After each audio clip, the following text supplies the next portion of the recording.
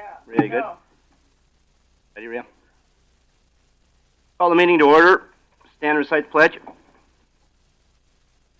I pledge allegiance to the flag of the United States Republic.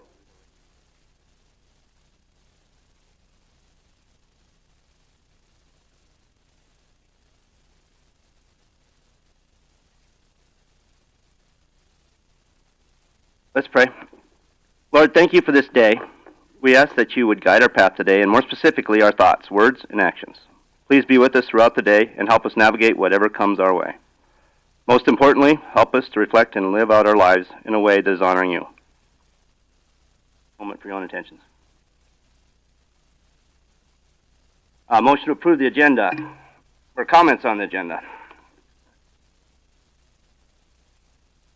Action, motion to approve the agenda. Make a motion to approve the agenda. Moved and seconded to approve the agenda. Any discussion to that action? Or are you just grabbing for your mic, Talbot? Or okay. Yep. Hearing none, all those in favor say aye. Aye. Opposed, same sign. Grab your mic when you don't want to speak, but when you speak, you keep it over there. Okay, that's great. Public comment. Let's go elections first. I'm going to allow 3 minutes a person. And if you guys would like to come forward. I've been asked by a few commissioners to let's shorten some of this up.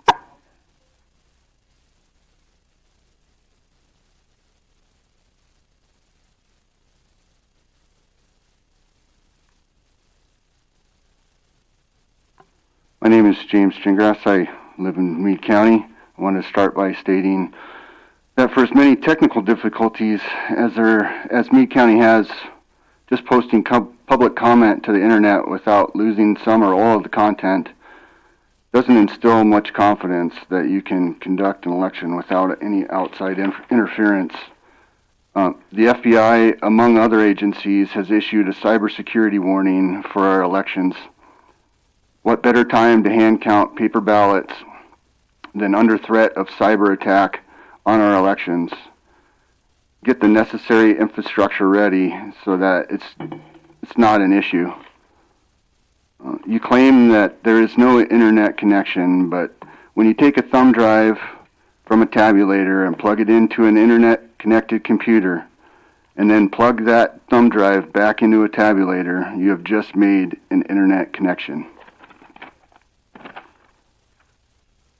I missed you all at the 5-hand count demonstrations last week that you were all invited to over 3 days. Didn't fit anybody's schedule.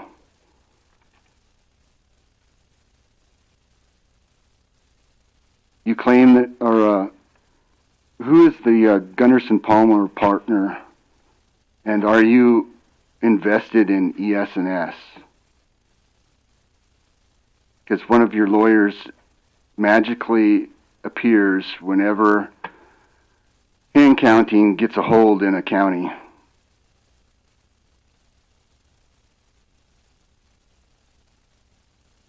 I have a ballot here that from Wisconsin that ES&S made, and when we see a fold in a piece of paper, we just see a fold. But when a copier, a scanner see a fold, they see a black line. And ES&S designed this ballot, and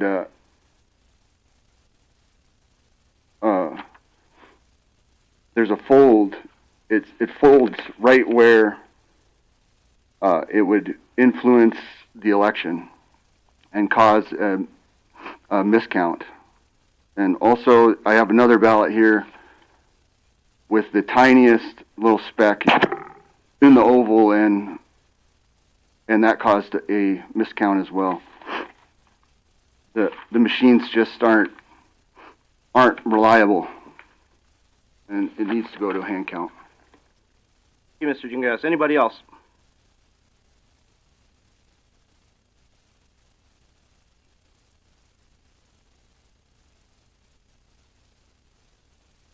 This is Peter Warenka. I live in Piedmont. I'm going to put my timer off, or not that I don't trust you. I want to just time myself. I think we have little misunderstanding or maybe misconception. I don't know.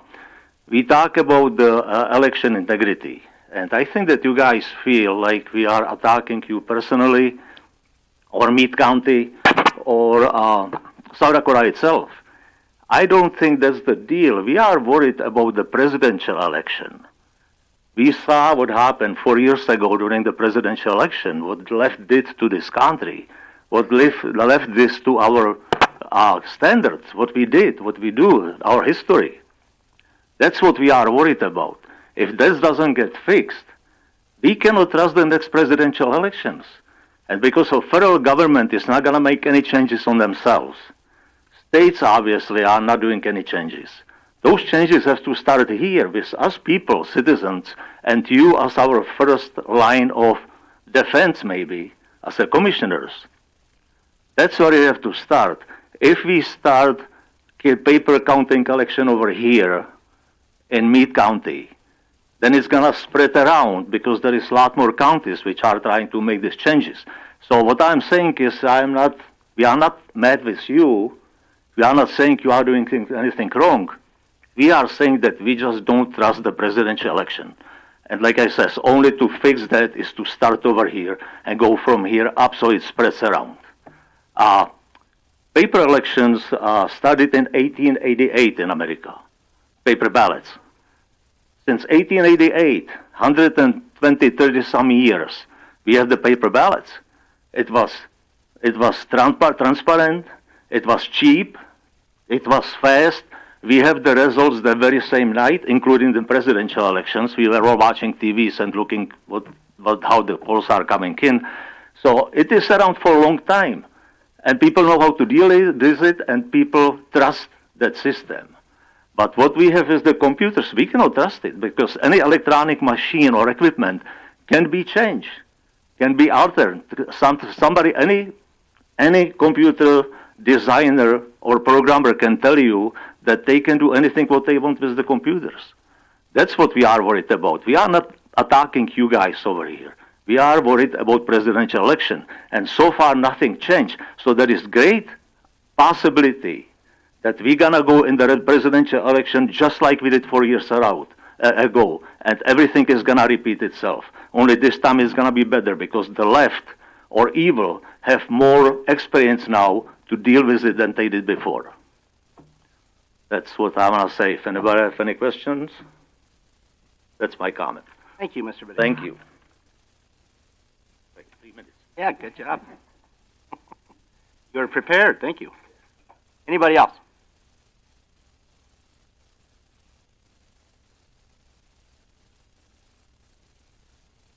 Good morning.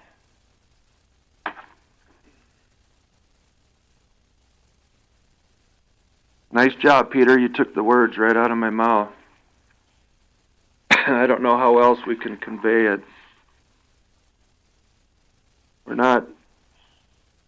We need to work as a team. You guys can help us or you can hurt us, just like Mother Nature. Anyway, since 2022, the county spent $38,800 to ES&S, and we haven't even had the general election yet. We could have spent, if we give 3 hours to each counter at $20 an hour, you could have spent $12,300. If you give them 2 hours, which is still great plenty, it would have been $8,200 to have the ballots counted by humans. And this money stays local. The money spent to ES&S is gone. You're never going to see that again. It's out of state. Just with these numbers alone, you shouldn't even consider using the tabulators. Does anyone on this board know how ES&S comes up with their charges? Has anyone on this board ever said to ES&S, you know, that's just too high of a cost. We're going to have to maybe think of doing something different. You can complete the same job for a quarter of the cost or less. I would say that you're not doing a very good job spending our taxpayer money. Would you spend your own money like that if you could get the same job done? I think not. I have something else that maybe the board could help me wrap my head around.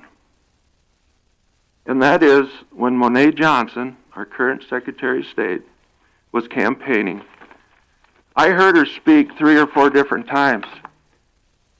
And she always said she wanted integrity and transparency in our elections. She also said she wanted to go back to hand counting in the precincts. So with that said, how many of the board here voted for Monet? I did. I thought, wow, we're going to go in the right direction. This is where it gets interesting or confusing, whatever you want to say. So if you voted for Monet, you voted for her campaign message. You voted to go back to having integrity and transparency, doing away with the tabulators. Time, Mr. Buse. And going back to hand counting the precincts. So what happened? The other That's scenario. your time, Mr. Buse. I've got 2 paragraphs left. May Your time, I Mr. have a continuation? Your time. I got to stay consistent, and I've been asked to try to shorten some of this up. Really?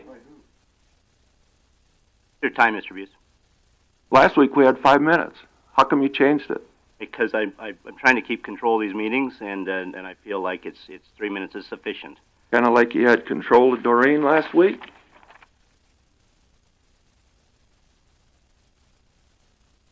I'll continue it next week.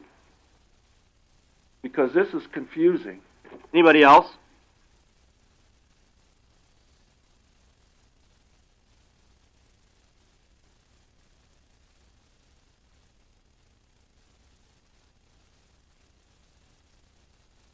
Larry Newman from Blackhawk.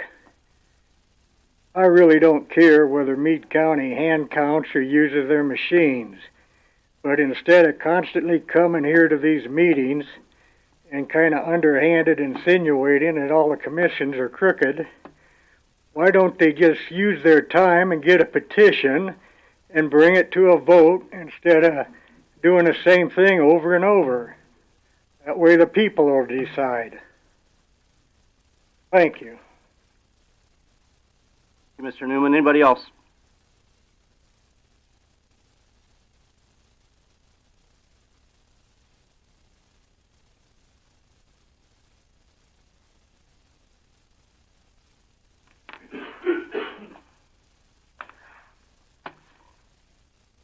Cindy Cook, Meade County. I do have a response to the comment that was just placed, and that would be because it doesn't look like the petitions matter. Look at Lawrence County. It didn't matter there, and so that kind of brings me to Gunderson Palmer. Are you a partner there, or do you work there, Talbot? Yeah, I'm both of those things. Both of those things. So, do you think that that's a conflict of interest to be on the board here and to be also the chairman of the planning and zoning? Well, first of all, as from chairman of planning and zoning, that's clearly not a conflict because that is how it's set. For a commissioner has to be the chair of planning and zoning. If you go to planning and zoning, you'll see that when there's active clients from the firm that have something in front, I tend to recuse myself. I've recused myself several times. I've recused myself even up here at commission when there's been conflicts. Didn't your I'll caution, if you want to use your time having Talbot speak, I've seen him talk for 15, 20 minutes, I'd like to reclaim my time, but I'd also like to point out that your firm... I haven't stopped the time, so if you want to use your time that way, that's up to you. Your firm also was behind HB 1140 to prevent the citizens from being able to petition their government. That's disturbing. That is really disturbing to me. I'm not familiar with our firm being behind 1140. So. You aren't? No. I mean, Sarah Frankenstein was behind it. And well, isn't she part of your firm as well? So Sarah Frankenstein is an attorney at our office that specializes in voting issues and election issues. Mm-hmm. And the fact that she's hired by other people to set forth and lay out, I don't have any part to do with that. I stay away from that. I Chinese wall myself on that. If so, all this is starting to make more and more sense to me. It's all connecting the dots. You're part of the establishment working against the people. Your firm is. Doreen, I ended up going back to a February commission meeting where you told me that your daughter-in-law was one of the cybersecurity experts, one of the top cybersecurity experts in the nation.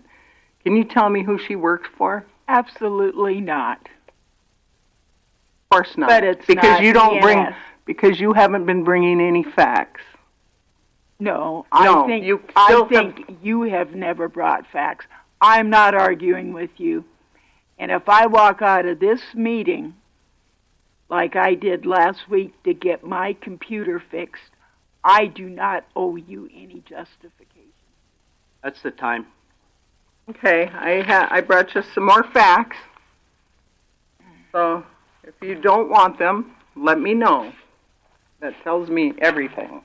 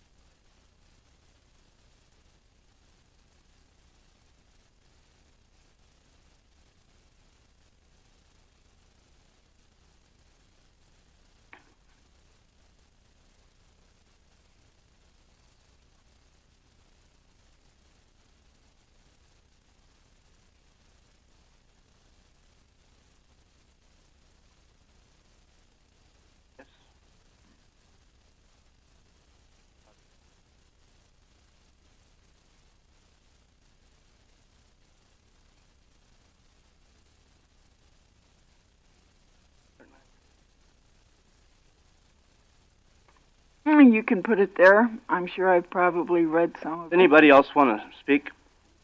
Anybody else want to speak? I have a question. I thought you Okay, forgot yes. to put it there. Uh, Cindy. James, I have a question for you. Okay. Could we just quickly get Yep. through all of the testimony first? Or Oh, yeah, sure. let's get through the testimony, public testimony, and then I'll let all the commissioners go back and have time to ask questions. Well, Gary, sometimes if we go through all the testimony, then when we get ready to speak, they get up and leave. So I think it'd be appropriate to allow the commissioner to speak before they all get up and walk out. Okay, I can accept that.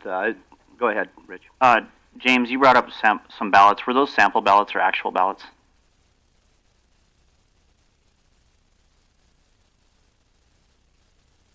Mr. Gingras said that they're actual ballots from Wisconsin. I'm just repeating this for the audio.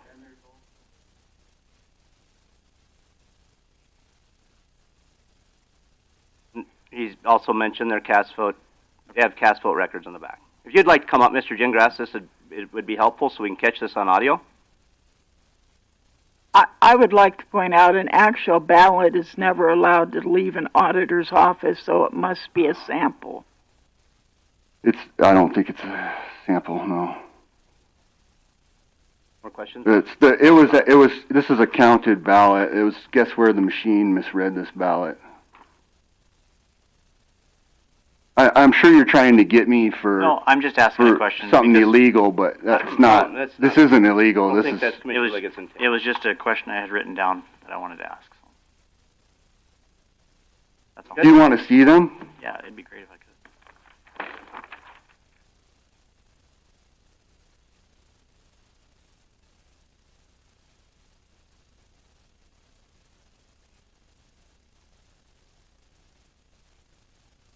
And we can actually conduct that hand counting demonstration if anybody is interested.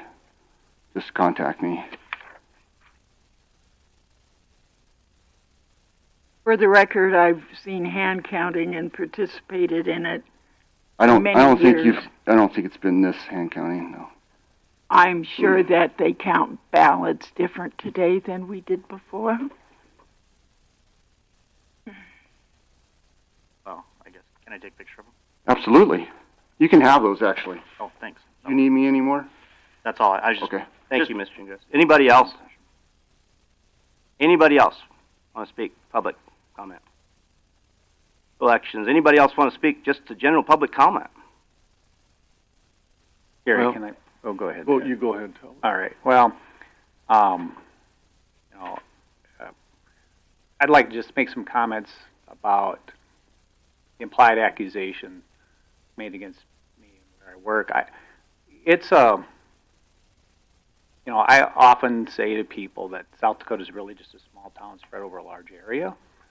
It's very difficult for anybody that sits up here not to know somebody or be involved with something that sometimes comes in front of us.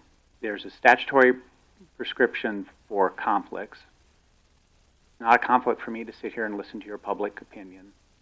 You know, I do work for a law firm that has other clients, that have other lawyers that do certain things that I don't do. I try to be diligent to not be involved in decisions that I have a client or the firm would have a client. You know, and I know that Sarah's been involved in the election stuff. She's been involved in the election stuff. Frankly, she has defended multiple counties against lawsuits by the ACLU. She represents various clients. I have not discussed these issues with her. I try not to discuss those issues. We have not gotten to a point where there's been a vote on anything, on a formal vote on hand counting. If there was a formal vote on hand counting, I'd more than be happy to recuse myself from that. Though frankly, I'm not sure I have a conflict under the statutory law. But if the standard is going to be you can have absolutely no conflicts with anybody that might happen to come in front of your county commission, there's nobody in this county where there's so very few people that you're going to have pretty slim pickings because you just run into people all the time. You know, Gary's involved in ranch and different ranching organizations. We deal with property taxes, ag. All those things happen. I can appreciate that you're out there looking in, going, well, his firm's been active on one of these things. So, you know, perhaps Wazorik's not that receptive. Fine. But if it gets to a vote, I'd be more than happy to recuse myself from that vote. You would note that, for the most part, I tend to be silent when you guys are talking about it. I'm not advocating strongly one way or the other. I try my best up here. And in all frankness, I'd make a lot more money spending today working at my other job than being here. But ever since I was in high school and my dad taught me to be part of politics and be part of your community, I've given time here. I gave time on the planning board for years before I became a commissioner, because if you're not active in the community, if you're not doing things, building a better community, somebody's got to be doing that. And, you know, and I'll just tell you, it's not profitable for me, but it's a duty I feel I have, and I try to instill in people. I don't begrudge the fact that we have differences of opinions here. I don't begrudge your positions. I might not agree with your positions, but I try to. I don't hesitate at all to believe that you come from a legitimate place of a concern. Going to something Peter said, I think the last presidential election, I'm still offended by what they let happen in other states. I did not see the same things happening in South Dakota, but there was terrible things, I think, done by courts and by politicians in other states. I don't, frankly, think the things I was concerned about, like that happened in Pennsylvania, what you're advocating here doesn't change that. That's not what they did. That's not how they manipulated. So I'll respect your opinions. I would hope that you could give me the benefit of the doubt that I try to do the right thing up here, even if I disagree with you. If, like I said, if you want to put a standard on that to sit up here, you can't be interested in anything or know anybody or have any history or have somebody that you work for be involved in something that comes in front of you, you're going to have empty chairs up here. Those are the people, frankly, those are the people you don't necessarily want. People who have never been involved or don't know people or are not active in their community. Those aren't the people you want sitting up here. You want people that have been active in the community, paying attention to what's going on, involved in a lot of stuff. These are the people that you tend to get up here, and they tend to be better than people that come up here just because they have one issue, and that's all they've ever cared about. So those are a couple comments I'd make, and frankly, if anybody should feel free to come to me if you think I have a conflict on something and raise it. I might not agree with it, but I'm more than willing to hear it. Thank you. Anybody, any other comments from the commission? Yeah, I just wanted to make a few comments to those in the room and also to anyone listening. But, you know, I've spent a great deal of time with all these commissioners up here, and the insinuation has been made that we don't care about the integrity of our elections. I know each one of the commissioners well to know that we care equally as much about our elections as these people that have come and have been speaking on a regular basis from week to week. We've had 2 recounts in the last 2 years. We've done audits, and through the recounts and the audits, it's been proving that our elections using the tabulator machine are accurate. I, too, am extremely upset about what happened in the presidential election. I mean, if people want to really make change, I could suggest they could start going to Phoenix or Fulton County, Atlanta, Georgia, Washington, D.C., New York City, Philadelphia, Detroit, Michigan, probably Wisconsin, Nevada. I mean, there's a lot of places where I believe the election was stolen. That's my personal opinion. I'm not speaking for the rest of the commissioners. I'm deeply conservative and care about our country. I've mentioned before, those of you that have been coming on a weekly basis, you're trying to create a problem in Meade County where none exists. I just want to explain to the public, you know, what our problems are in the next couple of weeks. We have to figure out how to cut $2 million out of the budget, and those $2 million are actually dollars that are needed to spend, and quite frankly, we don't have the money to spend. We have to figure out how we're going to maintain over 1,000 miles of road to be safe for the public. We have to figure out how we can keep a active sheriff force, law enforcement force together so we can keep our public safely. We're dealing with real problems every day, and quite frankly, in my mind, whether we hand count or use the tabulator is not one of the problems that I consider that we have. So, you know, I guess I'm offended at the insinuations that this commission doesn't care about our elections or the integrity of our elections. I represent a district that has about 6,000 people in it. I've had a couple of calls from those people that have said that they support the way we're conducting our elections. I've had zero calls from anybody in my district who's complaining about the way we run elections. Generally speaking, there's 3 people that come every time we've had a meeting, mostly for the last 1 year at least, and we've, for the most part, tried to sit and listen.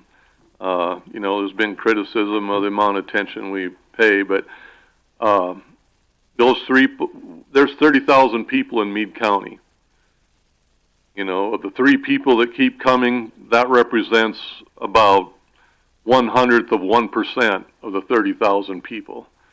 I don't believe that they're speaking for the majority of people in Meade County. So I just wanted to make those comments. Other comments from the commission? Yes. I agree 100% with everything that Talbot and Ted said. I believe at the very first meeting, I said, I thought half the problem was, or perhaps the main problem was, not necessarily how the votes are counted, but who gets the ballot. I mentioned how some states just automatically send out the ballots to every registered voter or everyone with a street address. Mentioned ballot dumping, all that kind of stuff.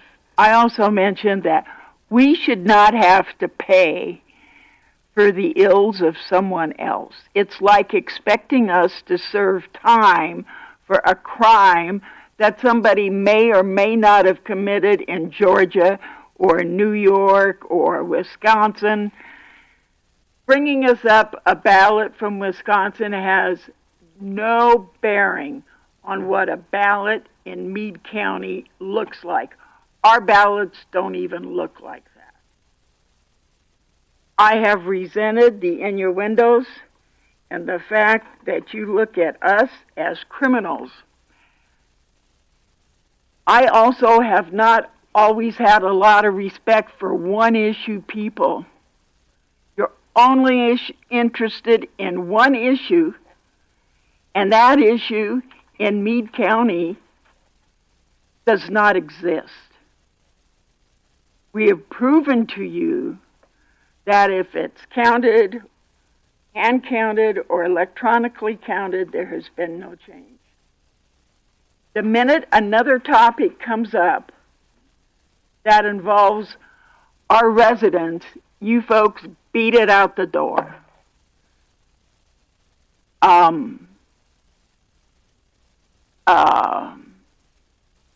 I'm just tired of hearing it. I'm tired of getting the emails. I don't know why you don't send them to the areas that might have a problem. And I get tired of your smirk, Cindy.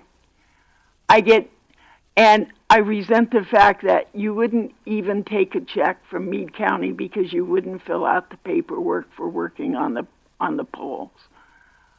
That alone showed me that you don't trust us. And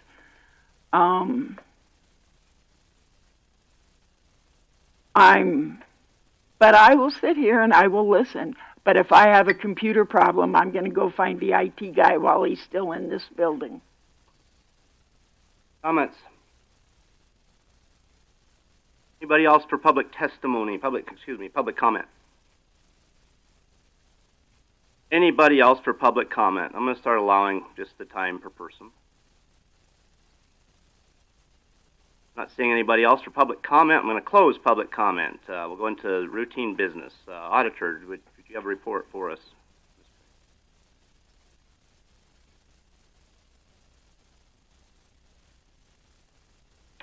Good morning, Commissioners. Rhea Crane. I have presented for you the monthly report showing the tax collections, the apportioning. I'm happy to say that we are absolutely caught up 100% in the voter queue. We actually processed 500 voter registrations in the last month. That actually ended on the 20th, I believe. In the back of the room... I have a question Sure. on that.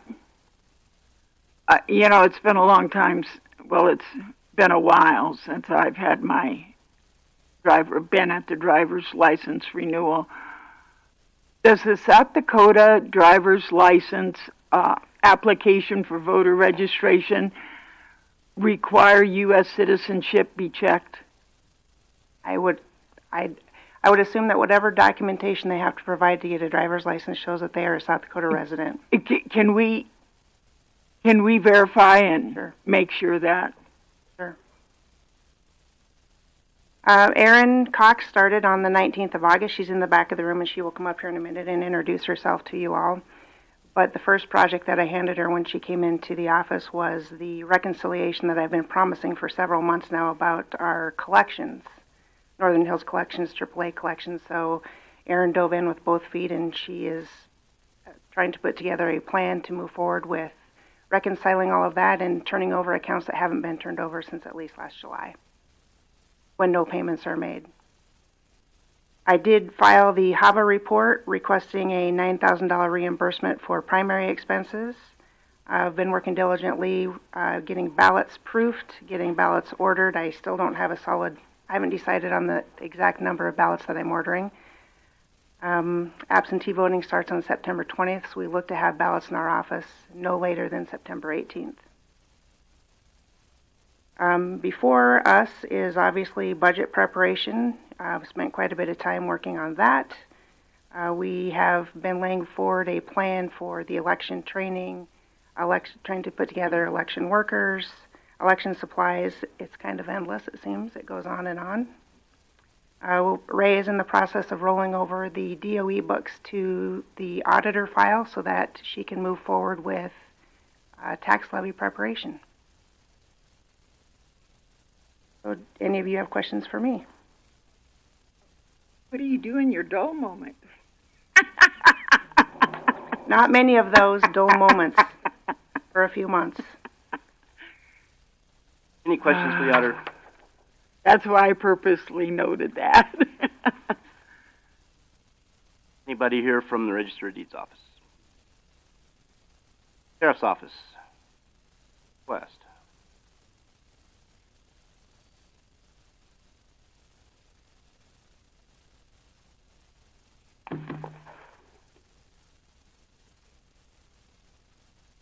Morning, Sheriff West. Good morning, Commissioners, Mr. Chairman. Good to be here. Glad to see everybody. I haven't had the opportunity to speak with you since prior to the rally, so I got a few things I'd like to discuss, to talk about, and then open to questions. First off, calls for service just are monthly after rally are about par for what we expect. Jail is doing well. We got the old jail all cleaned up, and Captain Dale and the other correctional officers did an exceptional job during the rally. We had, as far as numbers coming through, we ended up having, 379 that were booked through the old jail and the new jail, which is up about just over 80 inmates. Again, a lot of the calls, or I'm sorry, a lot of the arrests were drug related, and also DUIs, things like that. Dispatch was busy also during the rally.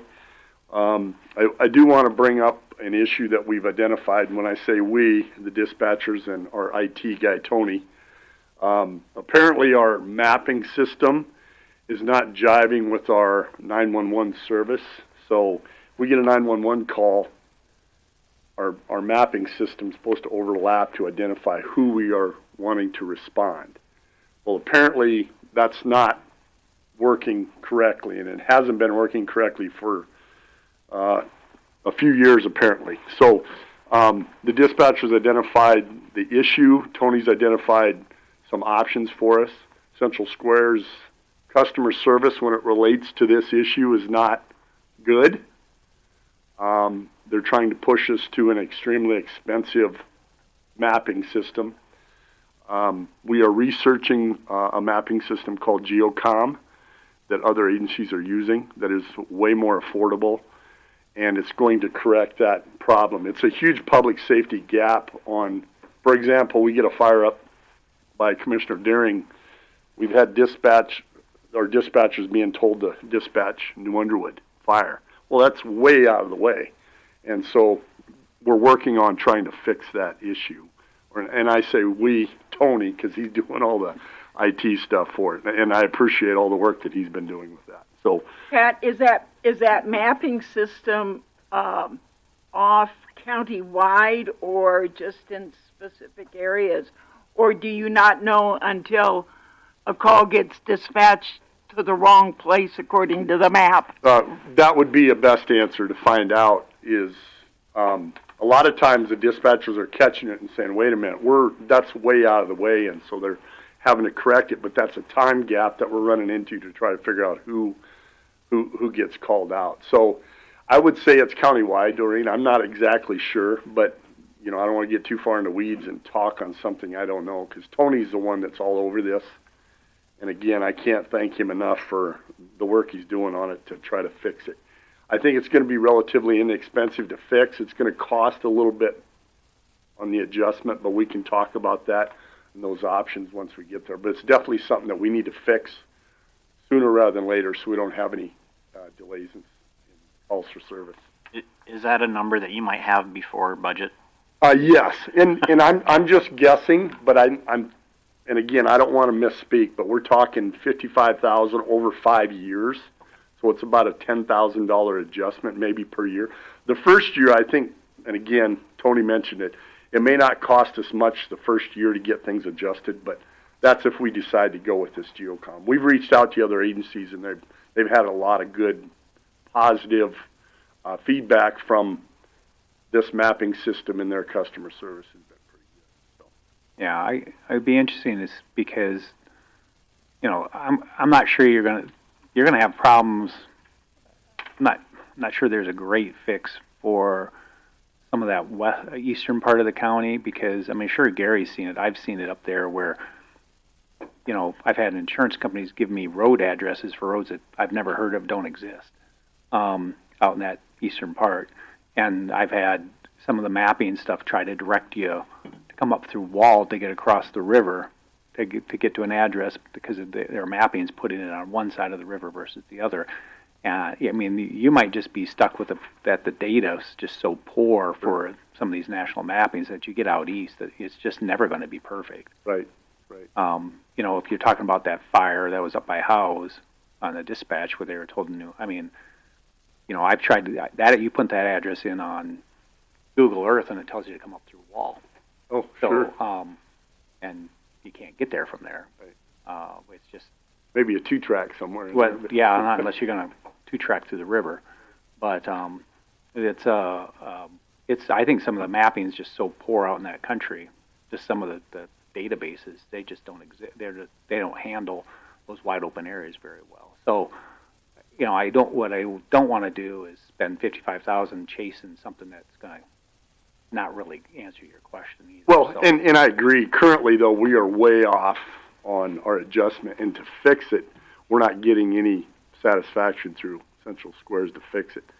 Tony's having an issue, but that's something that we can discuss for sure. Absolutely. It's wide open areas out there. Oh yeah, absolutely. Continuing,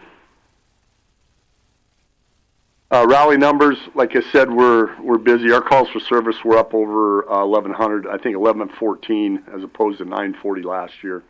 Our calls for service were up, and the deputies, dispatch, everybody across the board were extremely busy. I appreciate all the efforts that they did, and were able to, get through the rally with no major issues or accidents or anybody getting hurt, so it was good. Yeah. Can I ask you some questions about the rally? Bet. Okay. I don't know if I have the answers. Well, okay. As you know, there's always a lot of talk on social media. Okay. You and I talked earlier during the rally or right after that there were charges going to be made against those 2 people for the 1 accident or the 2 accidents. On social media, one says that the 1 person hit by the golf cart died. Did that person die? No, there was no reports of any death. No. Okay. That's correct. Nobody died on that. Okay. And the other one, as you're probably well aware of, the person hit by the bike was taken off ice is not doing well. Yeah. There's also dialogue on there that the person that hit her was a deputy, and I would like it confirmed. I do not believe that person was a South Dakota deputy, were they? Not connected to South Dakota. Okay. And that's only because if somebody says something, God, I can't help myself, but I would want to say it's not a local deputy. Did the sheriff's department help direct any traffic or coordinate with Buffalo Chip when the concerts were let out this year? In the past, Woody used to send them to some transportation classes, and they wore vests, and they had people out there directing traffic. Frankly, I haven't been out at Buffalo Chip when the concerts have gotten out recently. But apparently we have a lot of congestion out there and people doing stupid things. I know we have regular patrols out there, but do you believe we have a problem and something that we can work with the owners with prior to next year? Well, what you're referring to is on the southern end of the Buffalo Chip property. There's access. I think that's 132nd. I don't remember what number that is, but that got backed up on two different occasions. We did not support any traffic control for that. We were not able to do that because of calls and things like that. The only thing that we did do, excuse me, at the beginning, we added a stop sign at Fort Meade Way and Alkali Road. Right. And then there's also a stoplight at Fort Meade Way and 34. So that helped alternate traffic and get people in. But then people started going in the back way, and there's no lights to control back there. Right. I'm not sure if that's something that we could entertain maybe in the future and discuss. That'd be a huge manpower issue. I don't know if putting lights there would help. People wouldn't abide by them. I don't know. Well, Woody used to hire traffic people that were trained. There's some sort of traffic control school that's put on by the state or somebody. Could be. You guys might find out about it. And he had them out there, and apparently when these concerts get out and they go out in all different directions, there's problems. And I just think, a lot of rally plans are made well in advance, and you might talk to Woody. Yeah, we can discuss an option, because I know it affects people that are living out there south of that location. So actually, I've heard more comments from bikers. Oh, really? Yeah. Yeah, it's been bikers. Well, it is a big concert. So it is. They don't expect traffic, or? Yeah. Well, apparently, I'm not suggesting that Meade County pay for traffic control or that you guys be out there with a flashlight, but everything takes time, and if you need training or whatever. We may help on a football game here and there, but we're not. Probably be out for that. You got too much to do during the rally. That's all my questions. Okay. I'm sorry. No. Just wanted to touch base a little bit on the overtime stuff. I know that we've had some discussions on overtime for dispatchers, and currently we have a 40-hour per week gap that we're having to fill because we have a brand new dispatcher that is training, and she cannot be alone. She's going to be going to the academy here in a couple weeks, so we're going to have to continue that probably through the end of the year before we can fix that. Now, we currently have eight dispatchers, and I know I've talked to some of the commissioners, Ms. Doreen, about this, and I believe having an additional dispatcher will help with covering sick, overtime, sick, annual leave, vacation, things like that. Because currently, right now, if somebody goes on vacation, we have to cover that by having additional hours of overtime.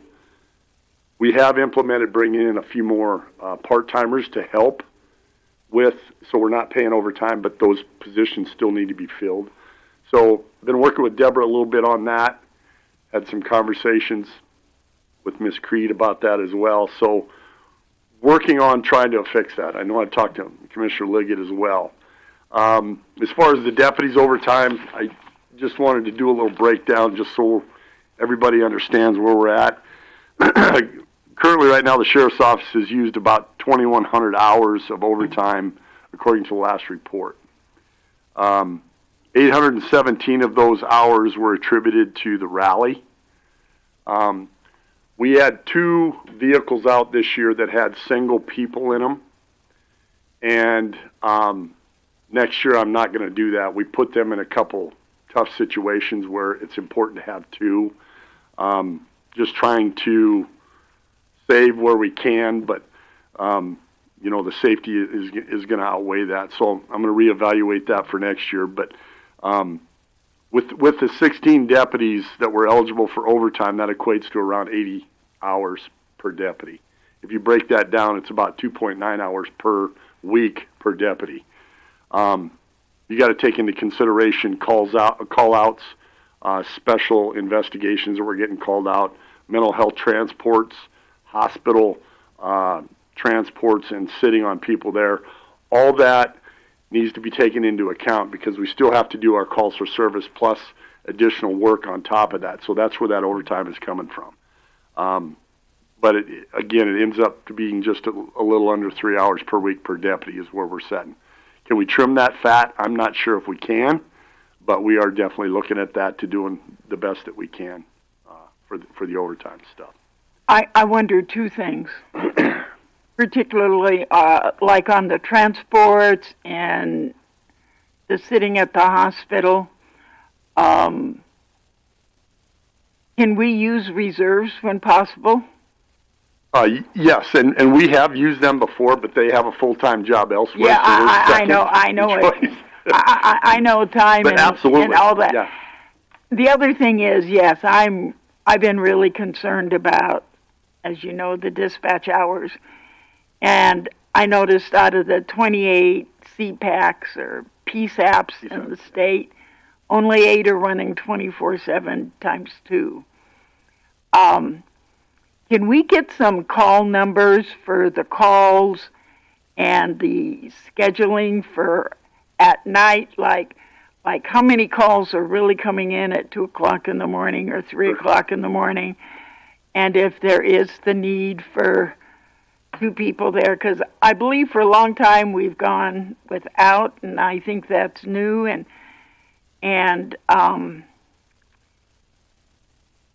now that the dispatchers have gone to 12-hour shifts, are they working then 3 days and 4 hours? How's that working? Because I'm not sure if they go under the same time thing as a deputy. No, they don't. They don't. And when I use that term loosely with 12-hour shifts, they're doing a modified schedule to where they're doing 12. I'd have to look, but it's 12, 12, 12, and 4, I believe, which comes out to be 40. Or there might be an adjustment on there. That way it allows people to have, 2 or 3 days off in a row, right, and then come back. The extended time off of 6 days, we have shrunk that back down, so that's not happening. They're doing their 40 hours or 43 hours a week or whatever you want to call it on the pay period, but it's not the 86 hours like the law enforcement because they're not allowed to do Okay, that. so when they're doing a 43, they get an automatic 3 hours of overtime. That's correct. No. I think it's paying over 43 hours. Once you hit 43, you go into overtime. Okay, what I'm saying is I know you can do that for deputies, but I don't know. 86 hours for deputies.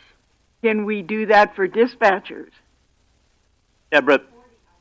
Oh, Deborah, would you want that's to talk on the microphone, please, Deborah? So, again, misspeaking where I don't know what I'm talking about. That's what I thought, because I think we're automatically paying overtime the way it's scheduled. Deborah, if you could please announce yourself first. Deborah Branzard, Meade County Human Resources. And for the communications, they are on a 40-hour-a-week pay. The 43-hour that Pat is referring to is our investigators. And the 86 hours, 14-day cycle is corrections and our deputy sheriffs. So we have got,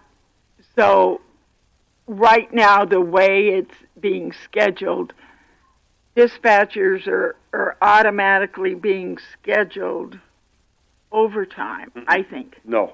The only overtime that we're collecting is to fill the 40 hours that is void every week because we have a new employee, holiday and vacation, or sick leave, to cover those.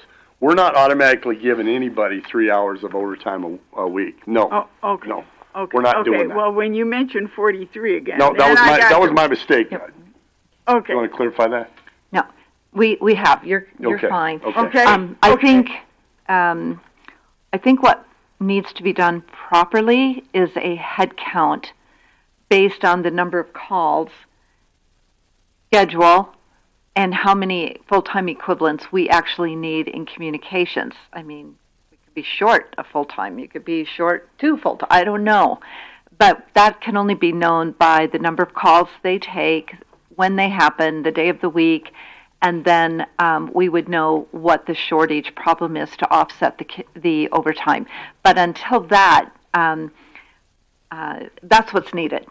The rest of it's just information, but there is a module you can follow to figure out your full-time equivalents, and that full-time equivalents would cover any of the issues that Pat is currently referring to, such as overtime or training, even someone out on holiday. And when it comes to the numbers on the PSAP, the requirement is to have 2 people on 24/7.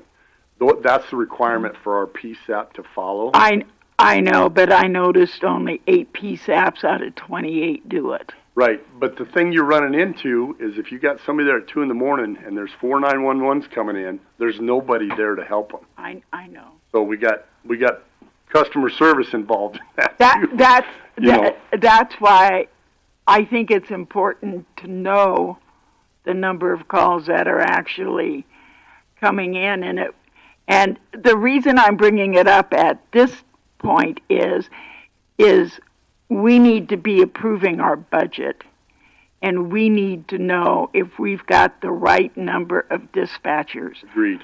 So if you could have dispatch get those numbers to us, the schedule and the calls, so we can coordinate and make sure we got proper staffing for you. We're at a time crunch on this. Got it. We'll get that to you. Okay, that'd be great. Thank you. Because we want to make sure you're well covered. I do have one question, or a question and a comment, I guess. If we have more calls and dispatchers, do they roll to a different dispatch? Okay. And then just kind of a general, so everybody in the public knows, we spent about $60,000 between sheriff and jail on overtime, and $16,000 for communications during the rally. So, I mean, those are $72,000 or good, just during the rally on overtime budget, right. Not just on other staff. So, those are big numbers, and it's just information for everybody. I'm not poking holes in anything. Okay. So we can talk more about that. I'll get you what you need. It's not a criticism. Nope. I get it. Okay. And I wish. Part of me wishes we didn't have the rally. We wouldn't have any expense. Oh man. So just want to talk while you're here. If you could send it to all of us. Oh yeah, absolutely. Just want to talk about what happened with some insurance damage. We had about 8 vehicles that received hail damage. 4 of them were totaled. We collected a check of $96,000 and some change from the insurance. 4 of those vehicles that are totaled, we're not going to fix. We're going to run them till they die. The other ones we are going to get fixed, but the ones that we are not getting fixed totaled $62,296.10. So those vehicles are high mileage, and you know once they're totaled, you can't insure them again. So we're going to do the best we can to run them as far as we can and get that handled. That sounds like what I do to my car. Oh yeah, And I do have a question for that. Just as a new chairman, does that require action from the commission to get the vehicles fixed, Ken, or is that since it's county property?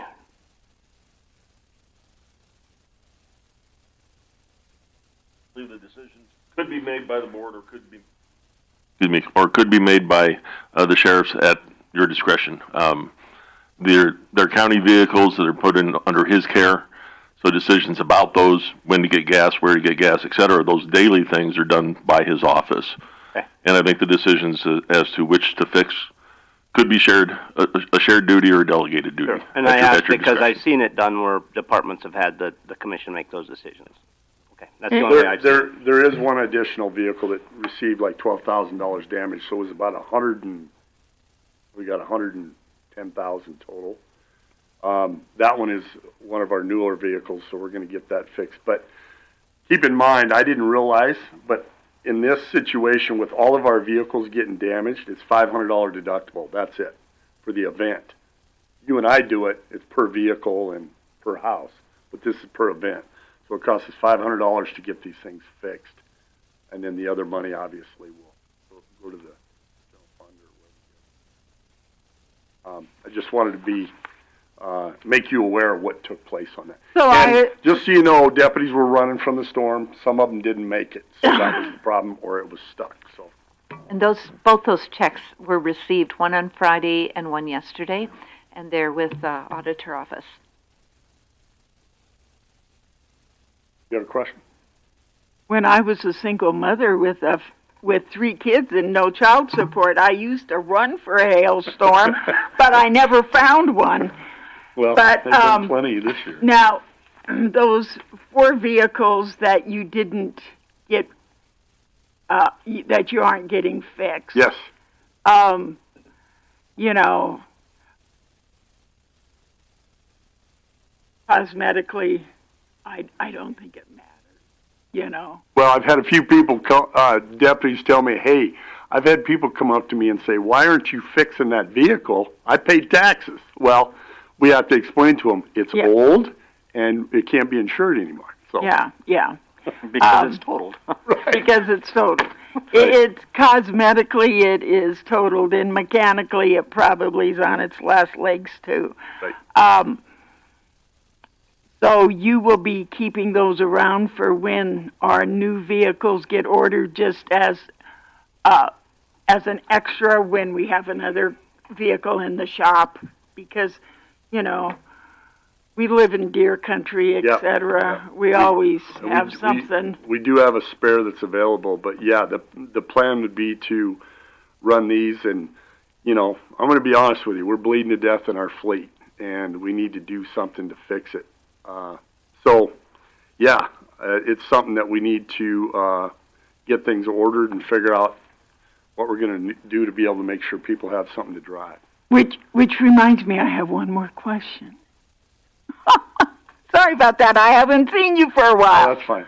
Reliable rumor has it that you gave a very nice plaque to John Roden at Central States Fair. Yes, we. Okay, so that doesn't mean he's no longer helping us, does it? No, it was. Okay, that's what I wanted to make sure. No, Rory Lemmel with his extreme bronc match decided he wanted to do something special for John, and we agreed wholeheartedly. So he was recognized for his community service and his ability to be a lawman out in the middle of nowhere by himself, and yeah, it was a good deal. Good. Well, I heard he got it, and I said, oh my God, the sheriff didn't say he retired, did he? And they said, well, I don't recall hearing that, Oh, no. so I wanted to make sure. I was just telling somebody earlier, John asked me, he goes, when do you want me to retire? I said, I'm not going to tell you when to retire. That's your job. Okay, I said, when you do retire, we're going to have a big party. So, okay. just want to end quickly. I've had a few conversations with some of the deputies, employees, dispatchers, COs. A lot of the conversation, obviously, is trying to maintain our employees and retain our employees, find good employees to come work for us. We've had about 5 different applicants that were potentials, very good prospects that to come work for us, and they were all on board, and after they put the numbers together, they just couldn't swing it. And it comes down to wages and being able to pay right. We're still $2 to $4 short of where everybody else is across the state, I believe, at starting wage. Between the wages and maybe some sort of stipend or per diem or something just to help. I'm in full support of, and I just want to make a public comment.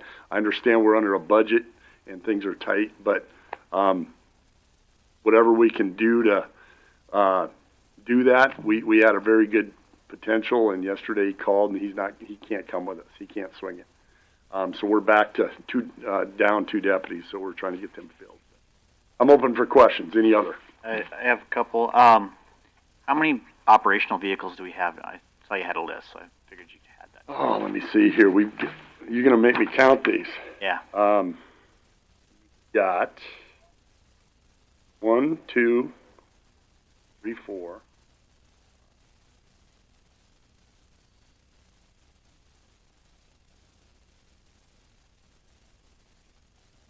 We have 20 assigned vehicles. We have, looks like right now, 3 spares that potentially we could use, but we're down 2 people. Okay. So with 1 extra. So, Majority, we've got 1, 2, 3, 4, 5, 6, 7. 7 of those vehicles are over 150,000. 3 of them are over 190. So, yeah. And we have 20. Essentially, we have 22 spoken for vehicles. Well, if we had everybody filled. Spare, right? with the spare. Okay. Yeah. And and all of our deputies are currently taking those home. Yeah. Currently, they are take home, with the exception of the vehicle that I got from Kansas, which is the Department of Public Safety overtime vehicle for highway safety. That the deputies use that when they're out doing that time. So the deputy wages portion, that doesn't include a take-home vehicle. When people say they're not taking that job, do they know that they get a take-home vehicle? Oh yeah, they understand. That's if they part of live it. in the county, they get to take it home. If they live out of the county, they're leaving it either Sturgis or Somerset. Is that a common practice to have take-home vehicles in our counties? For surrounding Sheriff's counties. Office, yeah. For Surrounding. response time, yes, it is. In the surrounding ones, Butte County, Yes. Pennington, Lawrence. Well, Pennington, not so much because they're bigger, but administrative sergeants and above all have take-homes. I think Pennington County got hot seats where they're running, but they've got 150 Right. deputies. Yeah, I'm just asking the questions. But the medium size and smaller, I'd say a majority of them all have take-home vehicles. Any other questions for Sheriff West? Comments? Sorry, long-winded. I hadn't seen you for a while. Oh, you're all right. Sorry, I had so many questions. Glad to see you. Nice job during the rally. All right, thank you. State's Attorney, anything? Treasurer, do you have, how long is your report going to last? We got a 10 o'clock hearing. You always want to ask. Thank you. We still need to Yep, I got that. Yep, thank you, Ted.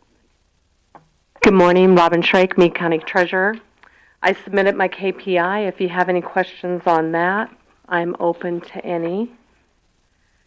One of the requests that happened the last commissioner meeting that I was at was Doreen asked to have our titles that we are doing for out-of-state people. In July, we had a total of 44 titles that we did. We brought in $2,250 from that, from our share of it, let alone the administration fee that we do. But that was just the $50 from our state pool. One thing that I have been doing that has been a goal of mine is to make recent Facebook posts on the county site. I've been working with Tony on that, getting out just general information out to people, letting them know to beware of buying a vehicle without a title, what they need when they come in. So I've been working diligently on that to just get out public service announcements for the general public. We are losing one of our employees. Mary Zimian is leaving us. Her last day will be on Friday.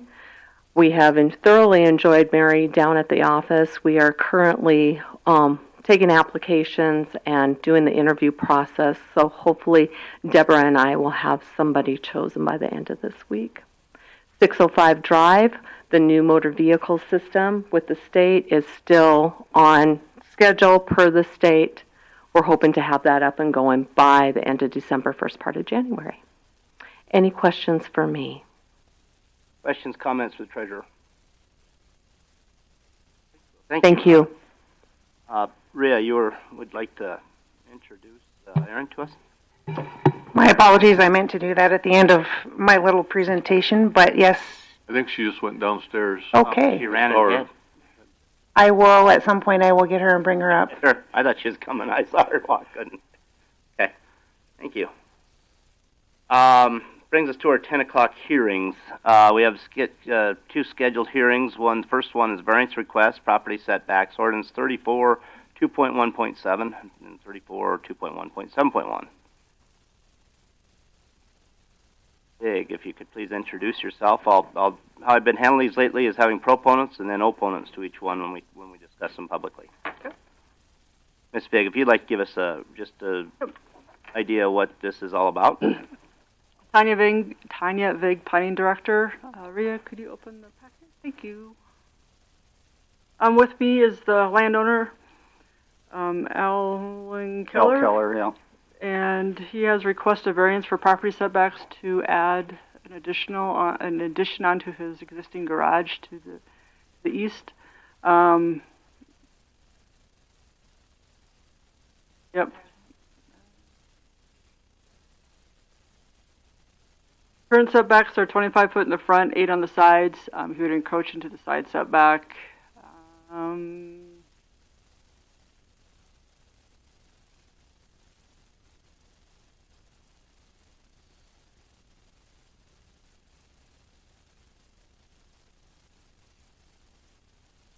Sorry. Could you go to the variance request ordinance packet? There we go. So this is his property. It's the next one down. There we go. So his current house, he currently has a two-stall garage. He wants to add. There's a current cement slab there, and add on to the garage and add a structure over on the slab. It would be roughly a 3-foot variance or a 4-foot, depending on, since it's angled, the lot line has an angle to it. The size of the garage would be 13 foot wide, 24 foot deep. This was seen at the Planning Commission meetings with a motion as a denial due to safety factors for the back of the lot and just the encroachment into the setbacks. Keller, do you have anything for us today? Thank you for coming.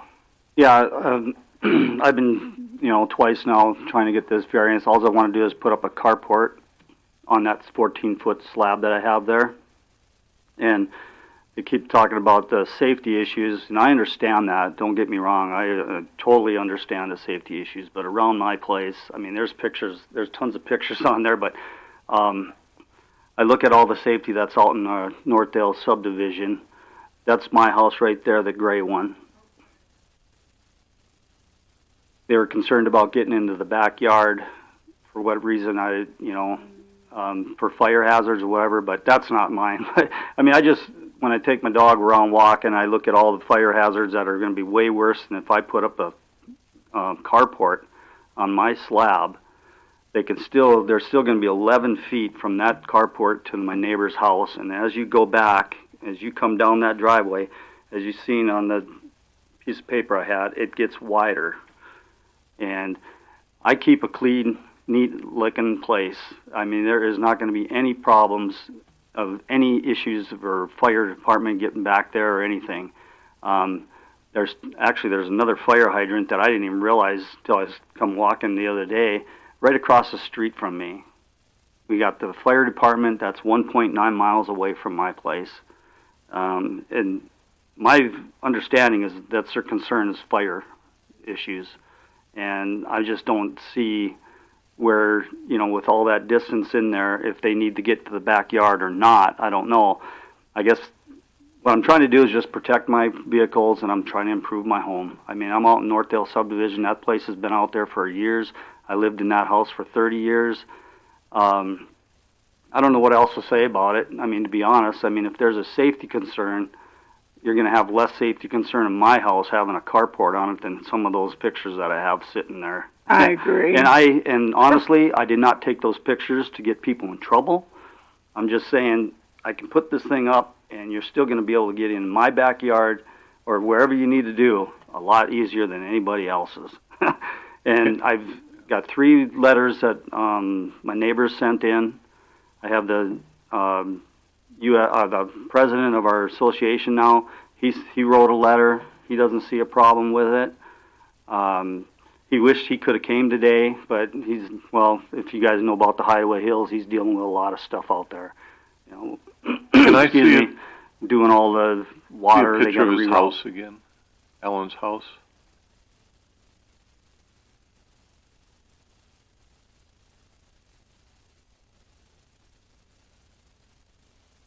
Yeah, that shows it with the slab's not on there or anything, but the neighbor, it's a new neighbor now. I mean, I don't even want to get into that. So, I got a question. All those photos that Alan put on there, are those examples of people that just did whatever they wanted to do without asking for a variance request? I did not go through those photos and figure out if we have building permits or not, because I don't know the addresses on what streets that house they're on. right there, that has a carport right down the street from me, and that's all I want to do, add that onto my garage. I just want to protect my vehicles. If I can't put a wood one, I understand your safety concerns as far as fire or whatever, then I'm asking for a variance to put a metal one up. I just haven't been able to find anybody I want to match my roof line to make it look like it's, I don't want it to look like this. Yeah, you have a very neat piece of property. I want to make it look a lot nicer. And honestly, I do have one of the nicest homes out in that area. Yeah. I take care of it, and I take pride in what I have. Well, I see a lot on those photos where looks like different sheds and things have happened that shouldn't have happened. Or right there, that picture right there. And again, I don't want to get people in trouble. They just dropped that black container. That's 2 houses down from me. Dropped it right on the property line, which I don't know if that's right. You put that on the property line, I should be able to do that too. I'm not going to do that. That's tacky. But he did that, and it's going to stay there, I'm sure of it. I mean, is there any ordinances or anybody? Looks like it's easier to beg for forgiveness than ask permission. As I looked through those photos, and I thought. And it is an old subdivision. Yeah, I know. It's been there a long time. And I want to improve my home. And that one there, same thing. I don't know when these have been done either, to be honest with you. I know some are recent. The guy that, I got the 2 neighbors behind me, that one blue shed, he just put it right in his yard. That was in May. And that comes around a curve, so there's blocking view. But yeah, a lot of them just do whatever. And I hate to tell you this, but Cotty is our, guy out there that's kind of running the sanitation district, and our president, whatever. He says, you should have just built it. I go, I'm not going to do that. Do it the right way. I just want to do it the right way. Yeah, we don't currently have any structure for when people go out and build something against our ordinances. We don't, unless it's a complaint that comes into my office. We don't go out and so search then they them, can just do it. It's usually brought up during assessment time if there's an addition onto the house or there's been Yeah. additional buildings built onto the land, then that's when we go out and we get them permitted or go through the process and make sure they're compliant. There is the size ordinance. If they're under so many square foot, they do not need a building permit. They're just supposed to meet their setbacks. A lot of those sheds and containers are movable. If I wrote a letter, I mean, you could pick up and move them that day if you had to. It's not a permanent structure on the ground. So that's the difference, I guess, is how we kind of look at it. If it's size and stuff, it's under 160 square foot, it does not require a building permit. Is there anybody else from the public that wishes to speak in favor of this variance? Mr. Newman, you'd like to speak in favor of it?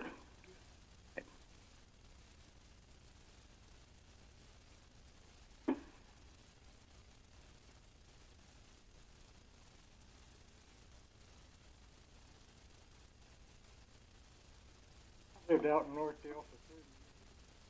A lot of the pictures of stuff he's showing actually violates. Can you turn your microphone on or speak into it, please, Mr. Newman?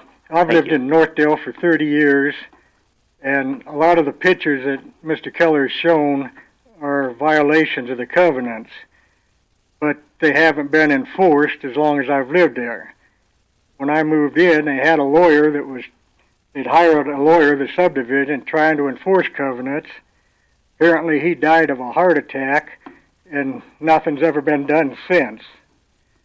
So if he wants to build a carport, I'm not against it. Thank you, Mr. Newman. Anybody else wants to speak in favor of this variance from the public? Not seeing anybody. Would anybody like to speak in opposition to this variance? I'm not seeing anybody. I'll close public testimony. Is there any more questions, comments from the commission? So, I'd point out a couple things. A number of these pictures are of movable structures, like that black thing that got set down. That's a container. They're not the same situation. While I agree that Mr. Keller's trying to do it right and he's got a nicer place, pointing at what people have done wrong or whether they've gotten variances in the past is not saying, well, this guy did it, so I should be able to do it. It's not really the standard I see for giving variances. That's not the standard the planning used. Up until about a year ago, this variance request, traditionally planning board had sat as board of adjustment for most of these. And I think it's been several years since any variance has been granted for any buildings in the setbacks out there because it's gotten so tight and so overbuilt and grown. So, I mean, perhaps we need more active enforcement. Might have to hire some more people to take the more active enforcement, but I think what the county's kind of taking the position, if we see issues, we deal with them when they come in front of us. But it doesn't make sense to the planning board. And the reason you got a recommendation not to approve it is to allow more building into the setback out here, just because a lot of it's already been done. I was curious why Roger Gilmore voted against the. Like you were a little thin on planning board. He came out to my place and he looked at it the night before I came for the variance, and he'd seen what I was doing. He looked at all the houses out there. He was the only one that ever drove out there to look at what's going on out there. And I'm not here saying just because somebody else did it that I should get to do it. That's not what I'm here for. I'm just saying, if I was allowed to put one up, you don't have any safety issues to worry about, concerned, as far as the other homes out there. If somebody else's homes went up in fire, they're going to burn way before mine would, even if I had a wood one there or a metal one. And again, my area, I take care of it. I've been out in that house for 30 years myself. And I know Cotty, our guy that's the head of the association right now, they want to take a look at covenants and stuff later on too. again, I'm not here to get anybody in trouble, so don't go making people move stuff. I guess if it's there, it's there. I'm just trying to improve my home, like I was saying, check my vehicles, have a nice looking place. I'm going to live out the rest of my life there. Can't afford to go anywhere else. That's all I want to do, make it look good. It's going to look nice if I'm able to do it. If I can't do it, then I guess that's your guys', I expect your decision. You know, I remember when I was on planning, issues like this coming up from here and from Weston Heights. You know, at the time those developments were put in, the lots were small. And I remember particularly with Weston Heights, I think most of those were farm home houses. And, you know, some people viewed them as starter homes. I don't believe a lot of South Dakotans move a lot. Find a house, you get to know your neighbors, you stay. Things change, finances change. People were always coming in, wanting a variance to put up a garage. Lots were small. So we had to be a little more loose on our side yard setbacks. I looked at that and I thought, I'm not that far away from my neighbor on my house. And I appreciate your coming in. I hate going against planning, but in this case, I am.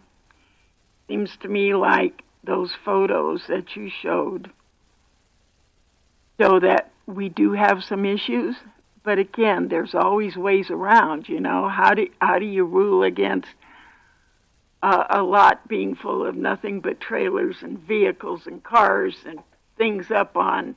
In fact, I looked at the one and I thought, are they doing automobile repairs there? That's been there for over 2 months already. And just sitting in the street. Yeah. And there is more than one metal storage unit sitting there.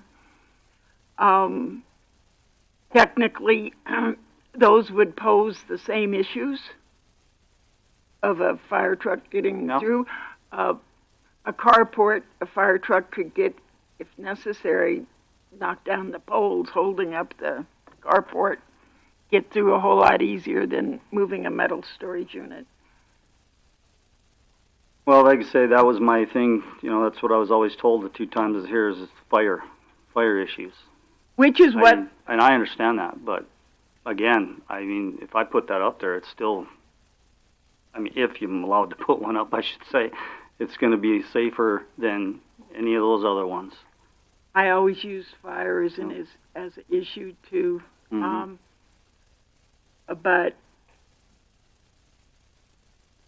I would make a motion to allow the variance for the smaller size. I was going to ask if Mr. Liggett had anything to say. So, I guess my question, have you talked to the fire department? No. But I've talked to a lot of other people, and of course, you know, they don't put fire trucks in anybody's backyards and stuff. I mean, there's no way. They never get them back there. That's what the ladders and hoses are for. And like I said, I got 2 fire hydrants that are so close to me that, and then how I didn't recognize that one. I got a picture of it right on my house. It's right there, you know. And I understand. Like I say again, I understand the concerns and everything, but I did not talk to no fire department. But they're only 1.9 miles away from me. That one on off the exit there, Peaceful Pines Road. They'd be at my house before you know it. You know, when Riss Brothers had that big fire over there, I mean, they were right there, you know, and they weren't driving no trucks in there. They were fighting that from everybody's backyards and stuff, too. As far as the power poles, if there was any kind of emergencies, I mean, they're accessible from my neighbors in the backyard and my 2 neighbors beside me. I mean, mine and that pole in the backyard, there's no reason in the world they couldn't get to them whatsoever. I responded to many house fires, and the trucks are always outside the hoses. So I don't see any fire problem through all my experience over the years of going to house fire. And there is from that slab, like I say, it's 11 feet to his house, and then it does get wider as you come down my driveway. I mean, for him, his distance away from me. Any other comments from the commission? I'll just add some of mine.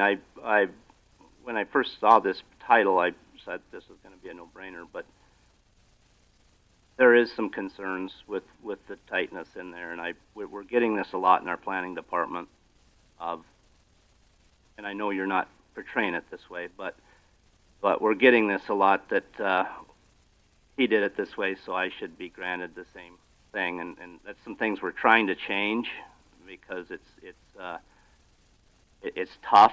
We're dealing with a lot of drainage issues, a lot of other issues out in the county, and sitting in this chair, I like to remain consistent. I was a little surprised when I scrolled down, and at first, like I said, I thought it was a no-brainer. The planning voted against it, and going through their minutes and asking some people that were there and planning that day, I can kind of see why. I'm a volunteer fire department too. I mean, I can see, but it can have matters, difference of opinion on this, and it does get tough getting, especially when we're talking 3 foot. I'm looking at the pictures right now. I'm not trying to look at the eye, but most of these are portable and could be moved by chain and pretty easily. A carport permanent to the house, the only way is to damage that. I mean, it's the only way to get through that. So I do see the point, the planning made. With that, is there any more comments from the commission or action? I'll second Doreen's motion. Your motion still stands, I assume. Motion is second to approve this variance. Any other discussion to that motion? With the smaller width. Your motion's including what?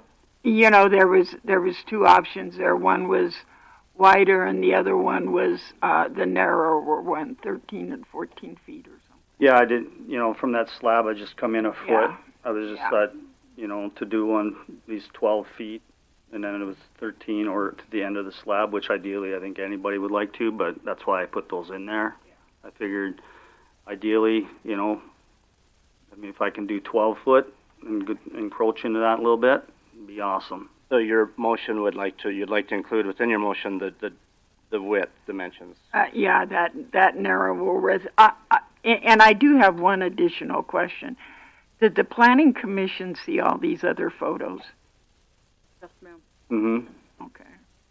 May I add something? So that 8-foot setback is just not fire. It's also for utility easements.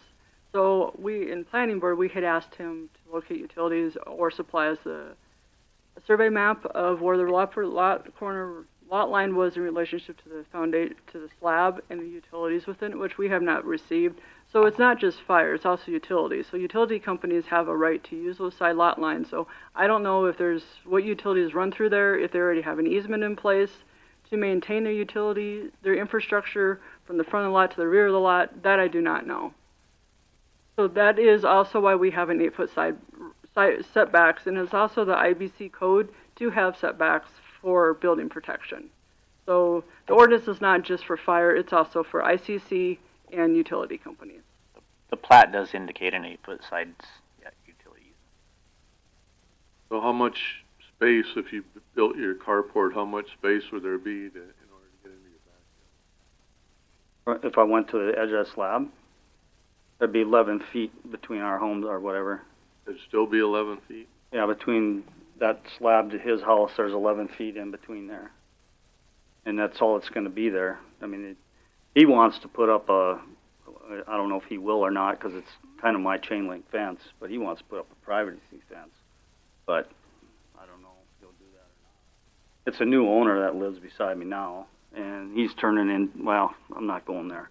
11 feet's more than that. I'm just not liking what he's doing there either for cars and stuff. Any other, so you included the width in your motion, is that correct? What would you? We'll go electronic vote on this. Well, so we can so see. I have a question on the motion.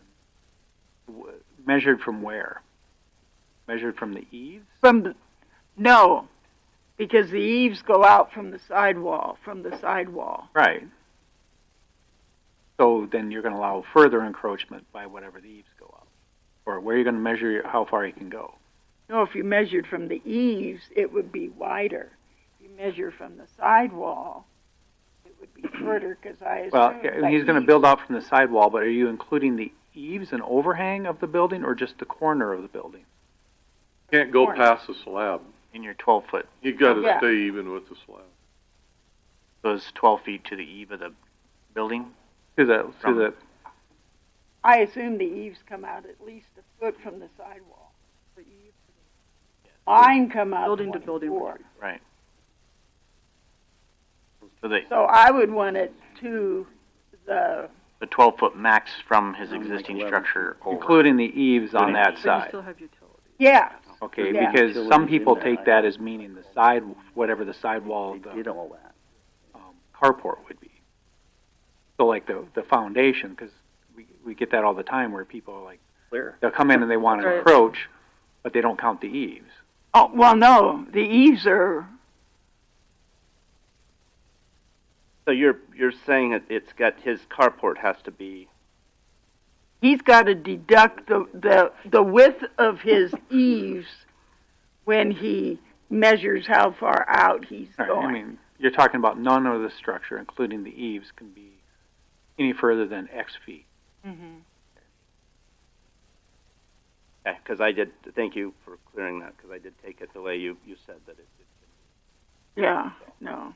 So with that, I don't consider the eaves part of the structure. So when you say X feet, how many feet is that? Because it's going to be important to be clear on this. Yes, let's see. How Yeah, many? and what's included in the X feet? Yes.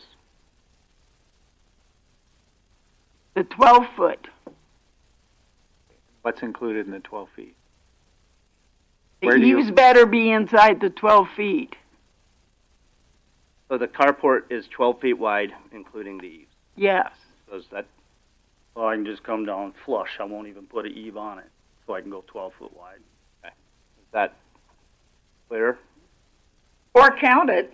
Ms. Move Little, it over is that a little bit. understandable as you're typing the minutes? I'm going to call Brian. for electronic vote as well. So And so the way that I read the plat, Tanya, just to make sure that I'm off of the plat, but it says utility easements are 8 foot on the interior sides of all side and rear lot lines. So that would be an encroachment of 4 feet into the lot. And I don't know what you have for utilities in there. I'm sorry, I didn't hear you. I don't know what utilities are in that easement, or if there are utilities in the easement. There's nothing in there, because first thing they told me when I got here the very first time was call 811, and they checked everything, and there's nothing there. The only utilities is along the left side, and then the way on the right side of that neighbor, that's it. there's no utilities there, but is there an easement? There is. On the plat, it's got an easement, an 8-foot easement. Then that was your question, wasn't it? And if there was utilities. Yeah, and if a utility company wants to go through there sometime and they got that easement, you're going to have to tear it down or pay. Right? No? So I just want to say I respect the What decision you of the got? planning board. You know, I might have made the same decision, but based on the circumstances and everything, probably going to vote for Dreen's motion. Okay, Commissioner Creed, does this sound right? Motion to approve the variance with the request of 12-foot wide easement? No, it doesn't. No, 12-foot wide variance. Yeah, it's not a 12-foot wide variance. What you're giving is a variance to encroach within so many feet into the setback. You know, what you're trying to do is tie it to the building to say he can't be more than 12 feet from the sidewall of his building, including eaves. You know, measuring the entire structure. So you could do it one of those two ways. Motion to approve the variance with at a maximum of 12-foot width. From the sidewall of his building. From the sidewall of his building. Motion to approve the variance at a maximum of 12-foot width from the side.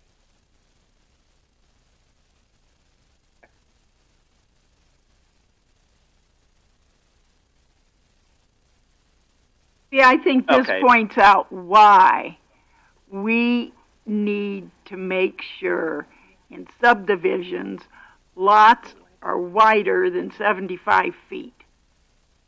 And I think that's how wide this lot is. Yeah, well, if you made it 90 feet, somebody'd be in.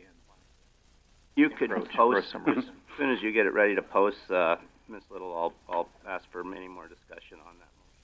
You guys can keep discussing that. And Sturgis is going to have the same problem up there with Dolan and with that plat they have not approved for that new There's- subdivision over. Give them variances. I know you want to shoot me. But, Why should today be any different? well, I know. And I completely I know. I'm using my mic, understand. though. Well, I appreciate it, but, you know, like I say, it'll be done right, and you won't have nothing to worry about. You ain't gonna have any concerns about my area. Guarantee it, 100%. That's my biggest problem. I'm just too much of a clean freak some days. I don't like clutterness around my place. You can already see that, and that's still an older picture. It's a lot cleaner than it is now. I appreciate homeowners with that kind of a problem. I just like to have a clean place. That's all it's to it, you know. And again, You must drive in with your eyes closed. yeah. Go ahead and post it first, and I'll ask if there's any more questions. So I guess the question I have then too is how long does the variance last? Because, you know, nobody's given me bids or anything on this yet because of the variance. The guy that I had, I mean, I don't know how busy he's going to be or anything like that. I mean, I think it's I don't a know year, if I'll be able isn't to it? get this thing built now this year yet, or We could put a time frame on it if you can't get it to be built.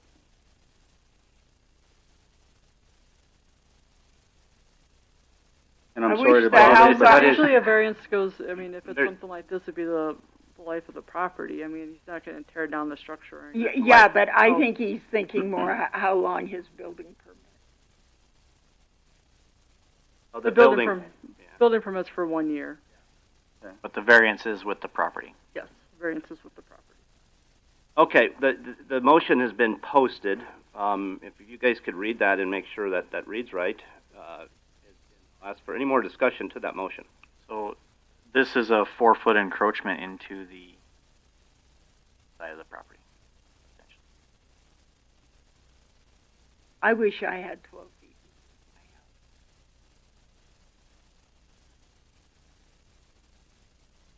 Any more discussion to this motion? Was that slab already an encroachment then? Not a structure. Oh. Shouldn't probably be there. Any discussion to this motion? Seeing none, the motion's been posted. If you guys could vote electronically.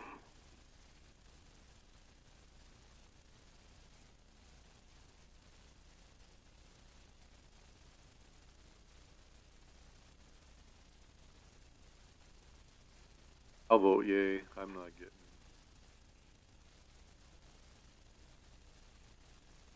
Your computer's dying at the end of your It's got term. 4 months of life left.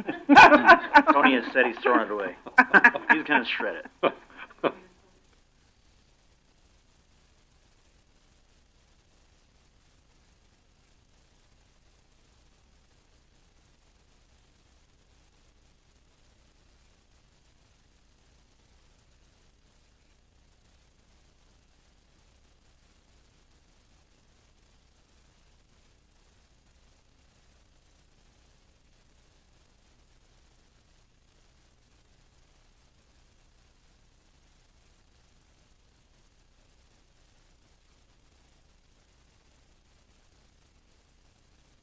Motion fails 3-2.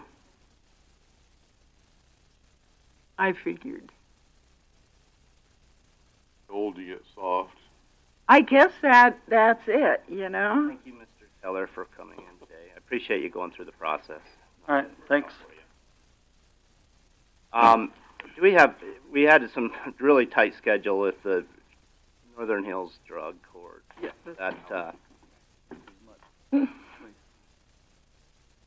Yes, yeah. And I think you got court at 11. Yeah. So I'm gonna go off agenda real quick. Normally I wouldn't do this, especially in the middle of hearings. But since you have court at 11, if you'd like to come up and talk about Northern Hills Drug Court,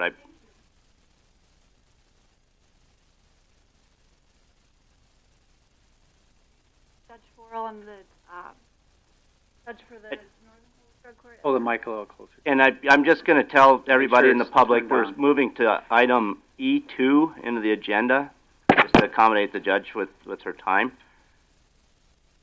It's Northern Hills Drug Court, outside agency funding. So you can go ahead. Thank you. Okay, thank you. Yes, we judge for the Northern Hills Drug Court and also the Fourth Circuit DUI Court. We have several participants who reside in Meade County that participate in both of our programs, and in light of the county's receipt of the opioid settlement funds, we're just submitting a request, again, specifically to help with education for team members. So if you want me to go into it in detail, I'd be happy to, or if you want me just to stand by and answer questions, I could talk to you on this all day or until 11. I've been giving people 10 minutes on this on the outside agency, so. So if what we're using the money for now, you did award some of the opioid money to the drug court, which we are grateful for, and we're using that money to support our participants. Basic needs, housing, food, transportation, costs with medical, dental things where they're uninsured. So because a treatment court fits under the approved uses for this money, and there's specific designation for education, we have a number of people on our team that have not had the latest education, and every year there's a national conference, and so we would utilize this the money from the fund to send the people. We have members of law enforcement, the prosecutor, the defense attorney, and our probation officers to allow them to receive this training. So that is it in a nutshell. Any money that we use would fit, of course, within the approved uses. It's tracked, and the report would be provided to you, of course, upon request or annually. But if anyone has specific questions, be happy to address anything. The request is for 30,000. Is that correct? Correct. That's based on right there, and he just scrolled to it. That would be for 10 team members. We technically have closer to 17 people between the two programs that work with our two treatment court teams, but to send 10 of the core, the people that haven't had an opportunity to attend this, that's who I'd like to go. Rhea, do you know where that currently the money that Meade County received? It says we've received $141,907 to date from that opiate settlement fund. Yes, I believe that we currently have 122,000. Why that number sticks in my brain, I'm not sure, but I want to say we have 122,000 that's available, and it is very, very restricted. Education is one of the things that it can be used for. Highlighted it. Okay, so we can't just throw it in the general budget. No. So it's possible to use it for this purpose. Yes. So the request for the 30,000, Judge, that's because for the training, but this wouldn't be an every year expense then? It would not be an every year. So if you'd come back next year, it'd be for a substantially lower sum. Yep, and if we come back next year, it would be again for something very specific. Correct. So you wouldn't be able to anticipate what a next year's ask would be then, is what? Well, I could if you. Well, I mean. Well, my concern is I don't want to get a budget expectation built in by the court system, thinking that every year they're going to get an amount, because my guess, once this is all used up, it's all used up. Correct. Yep, So, it is all used up. yeah. No, this is why I'm here before you today, is for this specific training for next year. It would not be an every year ask. You know, I could see us coming back each year while you're receiving the money for a substantially less amount, as Commissioner pointed out, that would go directly to the participants for the basic needs, like we have done every year. We typically get a grant from the Vikirovich Foundation, but that grant money, they're now going to funnel that starting next year to different endeavors, not because of any particular reason with the treatment court, just because they're shifting their priorities. So it would be, you won't see me sitting here next year asking you to go to another national, to have our team members trained again at another national training. I assume when they go to the sessions that they discuss more than just opiates. Yes. Because without a doubt, we got problems. Yes. Yep, you're absolutely right. It's, well, I can, if you're interested, I can send you all the things that it covers, but it covers so much. And, you know, so much as it relates to addiction, crime reduction, and treatment of individuals who suffer from substance use disorder, not just opioid use disorder, but all of them. Yep. But then it covers all kinds of other areas in terms of public safety, and like I mentioned, with crime reduction and how to strengthen your community. If we go along with this, can the community judges one of these days get together and discuss during sentencing, Judge Day, I believe, hits adjudicated people with their jail costs if they have to serve. And our jail costs are really high. And I realize not all adjudicated people can pay, but some can. And you know, we assess that on our juveniles, but we have able working adults who don't pay for any of those costs. I know what you're talking about. I know you do. Yeah. And I asked Judge Eckrich, and Jody wasn't around long enough. And anyway, but I'd be happy to relay that for you. That would be excellent. And just for your purposes too, when the people are in treatment court, we monitor what they're paying back and have them on payment plans to pay back the county for things like court-appointed attorneys. Yeah. What the money the county's owed, and because the folks in treatment court are required to have a job, and if they are able, not some of the folks are disabled, but if they're able to work, they work and get on payment plans to get those things. But I'd be happy to bring that back to the judges for you. Any other questions, comments? No, I don't. I'm going to have to run, I think. Yes, Yeah, thank you, Judge Pearl, for okay. being here. Thank I you so appreciate much. you. I'll step out, and I appreciate your time. Thank you. I Goodbye. appreciate Dana, everybody's hi. understanding for breaking off the agenda a little bit, but she had to get to court. So brings us back to item C2, improving a portion of the section line right-of-way, common to section 19, 20, 29, and 30, Township 5 North, Range 60.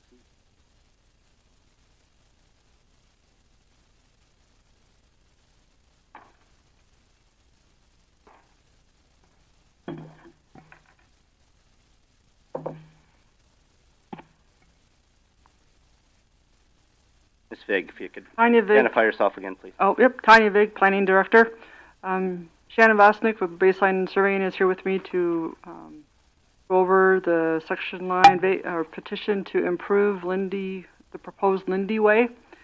It's located between, road will be between, 20 and 29. 20 and 29. I know I've been asked, it's roughly a half mile north of Ralph's Way, just so everyone's kind of familiar with more of a visual off of Fort Meade Way. It's a half mile north. Just to get started, also not in your packet, there is a letter of credit was submitted last night for the bond, 130% of the construction project in the amount of $189,100. I give up today. So we do have a bond in place for that line of credit for the road to be built compliantly with our ordinances. In the packet, we did go through the project. We kind of made recommendations on a couple of the items that they should follow. Ordinance 10 should be built. That's how the road should be built. A construction meeting before the project starts with the contractor, the highway superintendent, myself, and the landowner and the survey, and just so everyone's aware of the expectations of that road and the closeout of the project.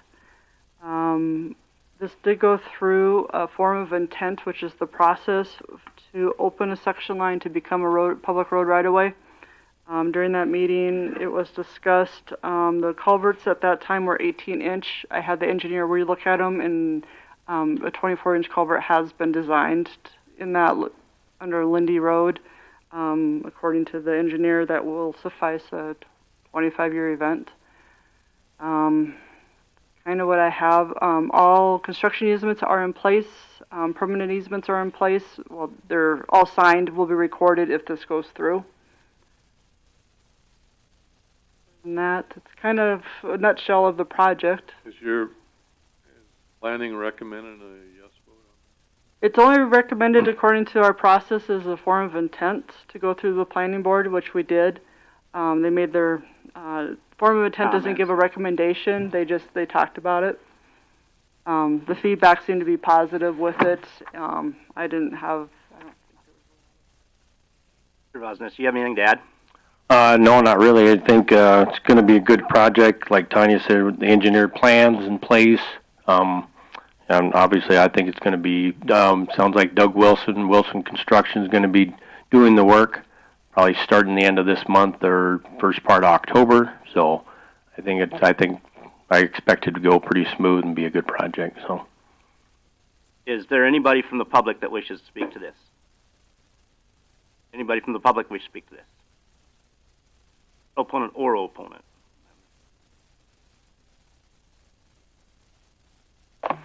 Bernadette Usera from Sturgis. Again, I'm curious about another section road being improved when we already have over 1,000 miles in the county that we're responsible for. And this is an addition again. And I'm just speaking up on behalf of the taxpayers in this county and this kind of stuff going on. How much longer are we going to do this for developments? Why can't the developers in these areas take care of that and they maintain those roads if they want that development? And I might speak on that if I may. I'm sorry. Go ahead. Just to answer unless your she's question. not done, if she has more. Go ahead. So, basically, any improved road that I've been involved with in quite a few years now, the developer does have to maintain that road, and we have a statement from Lend-Lease. They acknowledge the fact that they're also improving this, of course, and then that it is their responsibility to maintain that road. They're not asking the county to maintain any road. And then the way it would set up is if any other developments were basically created that would use this road, those developments will sign a maintenance road agreement. So then it becomes all the homeowners' responsibility to maintain the road. The county will have no obligation to maintain this road. And there will be written document on that? I assume, Mr. Cleverhead, could you, I guess that brings up a good question. I would assume this is would be a public right-of-way is what this is, but it's not necessarily a public road. Is that a fair way to say that? Correct. It's a section line which is a public right-of-way as a matter of statute. Improving it does not change that status, nor does it put it onto the county system. Obviously, at any point, somebody can ask a private road or private access to, they can ask the county to add it to the system. So it's not precluded, but our statutes and planning typically say if you're going to do an improvement, the developer's responsible, at least until there's a homeowners association which takes over that responsibility. And in all of our subdivisions in the 18 years I've been here, that's been the requirement. Did that help you with your questions, Ms. Sarah? And I will continue to speak up about this issue. I just Certainly, thank you. need to watch it. Anybody else from the public want to speak to this? Anybody else from the public want to speak to this? Not seeing any. I'm going to close public testimony on this. Any commissioners have comments, questions? I have some. Those easements are not sufficient. They don't appear to grant the county the ability to get into those drainage easements. They're only given to the other landowner. The easements that's shown on the plat, or on the plan? The easements that you've got in the packet, if those are the ones signed, they're not sufficient in my belief. I'm also concerned, I'm going to apologize a bit that I didn't catch this when it was in front of us as a form of intent. You've got this Y at the end. That Y does not make sense to me. As a permanent structure, it would seem to me that you would want right turn angles at the end, and it's unclear as to whether those are being dedicated as part of this road or what they're going to be. Shannon, can you speak to that? I mean, you have proposed gravel surfacing 24 foot wide. I'm on page 15 of this. And you get this Y. Generally, I'd see a cul-de-sac at the end, and now we have this Y that goes off at angles. It's always been my understanding that if these are future subdivision roads, they should be at right angles, not at these wonky angles, in case you need to keep building out that section line. But we try to get everything at right angles, not these weird angles. So yeah, when people are hitting that road, they've got clear left and right visions. So I don't understand that design. I don't understand what's being done. I don't understand if that's being dedicated. I don't understand if it's going to be maintained. I'm assuming your 120 foot, is that sufficient for a cul-de-sac turnaround? I guess I'd look to staff. Well, it's only a 66 foot right away through there. But he's got 120, it looks like to me. That's just the angle.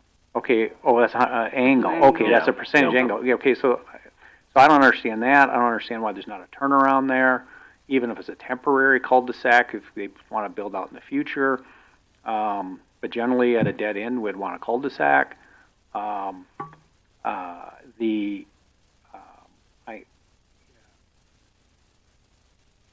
Tanya, has our engineering company reviewed these plans? No.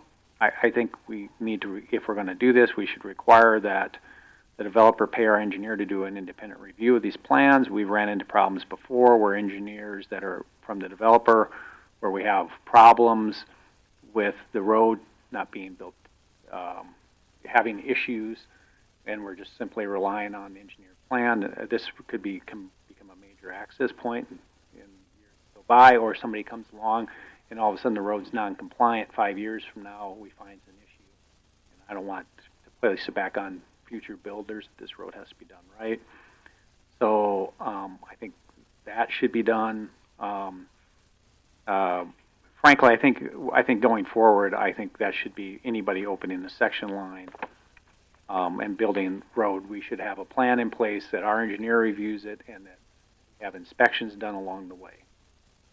We ran into this on 220th where they had to totally rebuild the road, where the engineer, the developer had on 220th. The plans appeared to be sufficient, but were insufficient once it was looked at hard.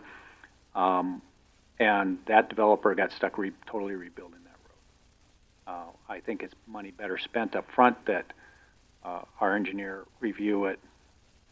And so those are some issues I see. I guess, Shannon, I'm going to let you talk to, I don't understand this why at the end and what it's supposed to be serving and what it's supposed to be doing and why it's not right angle. That was what was proposed for that initial turnaround by the engineer. So I mean, if you guys request a cul-de-sac, we can do a cul-de-sac, and then that way anybody, the other landowners, come off the cul-de-sac to go to their properties once we get past that point. So, yeah, and I'm fine with it being like a temporary cul-de-sac until it gets extended, but it's dedicated if that's where it ends up being the dead end.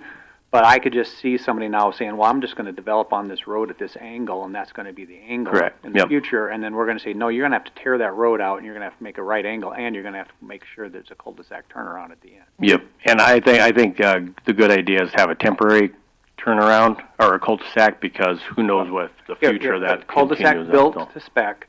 Yep. But with the understanding that the extra ground, if the road's extended, would go away because you'd build a cul-de-sac then. If you go another quarter mile, you'd have to rebuild the cul-de-sac. I have a question along the lines of same thing. When I look at this, is Mr. Comus in favor of this? Because this goes into his. We'd actually have to come off of the right-of-way we'd currently have and go into his land. So that unless he's okay with this, it'd be a take. Yes, he is very much in favor of having this brand new road go to his property. Yes. Well, I understand. And I'm not saying that, yes. but it I creates understand. 2 access points out of his whole property. But so I could see where that, I knew the Lindleys obviously would be, but I mean, at the same time, I was just wondering if he's okay with that cul-de-sac. I'm sure he is in favor of it if there's got a good access to it as well. So I understand that, but it is taking something from him if we go off of that right away. No, and I understand. And we'll have an easement in place that he signs that for an agreement for that, because technically the general public that's just looky-looing down that road, they're going to be using it. So, that would be, that would be helpful to have with this as well. So I think permissibly you could do a hammerhead or a cul-de-sac, I think, for fire safety. But I would recommend a cul-de-sac. Yeah, we haven't. But why is not? Yeah, we haven't done hammerheads much at all. I'll just do a cul-de-sac. That would be. So then on that easement issue, the way those easements, I don't know what was signed because all we have here is the drafts, but that if you look at the easement, it's unclear. It appears only this one individual has the right to do this. It doesn't appear that successors in the signs. It doesn't appear the county has the right to get in that drainage. Now, that could obviously, if you go to plat it, we might dedicate it at that point or make you do that. But I have to look at this with the assumption that maybe nothing happens on it.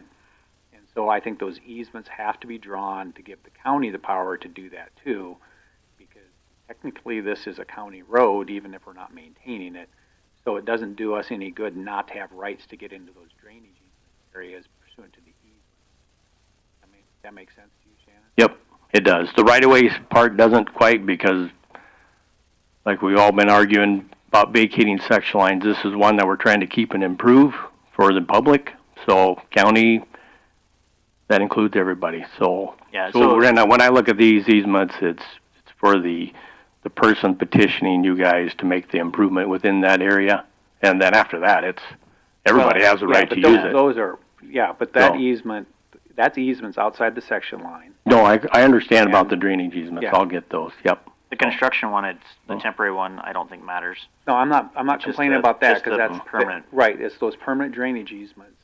I agree. The construction easement, I'm not asking that of. That's between the guy who's building it.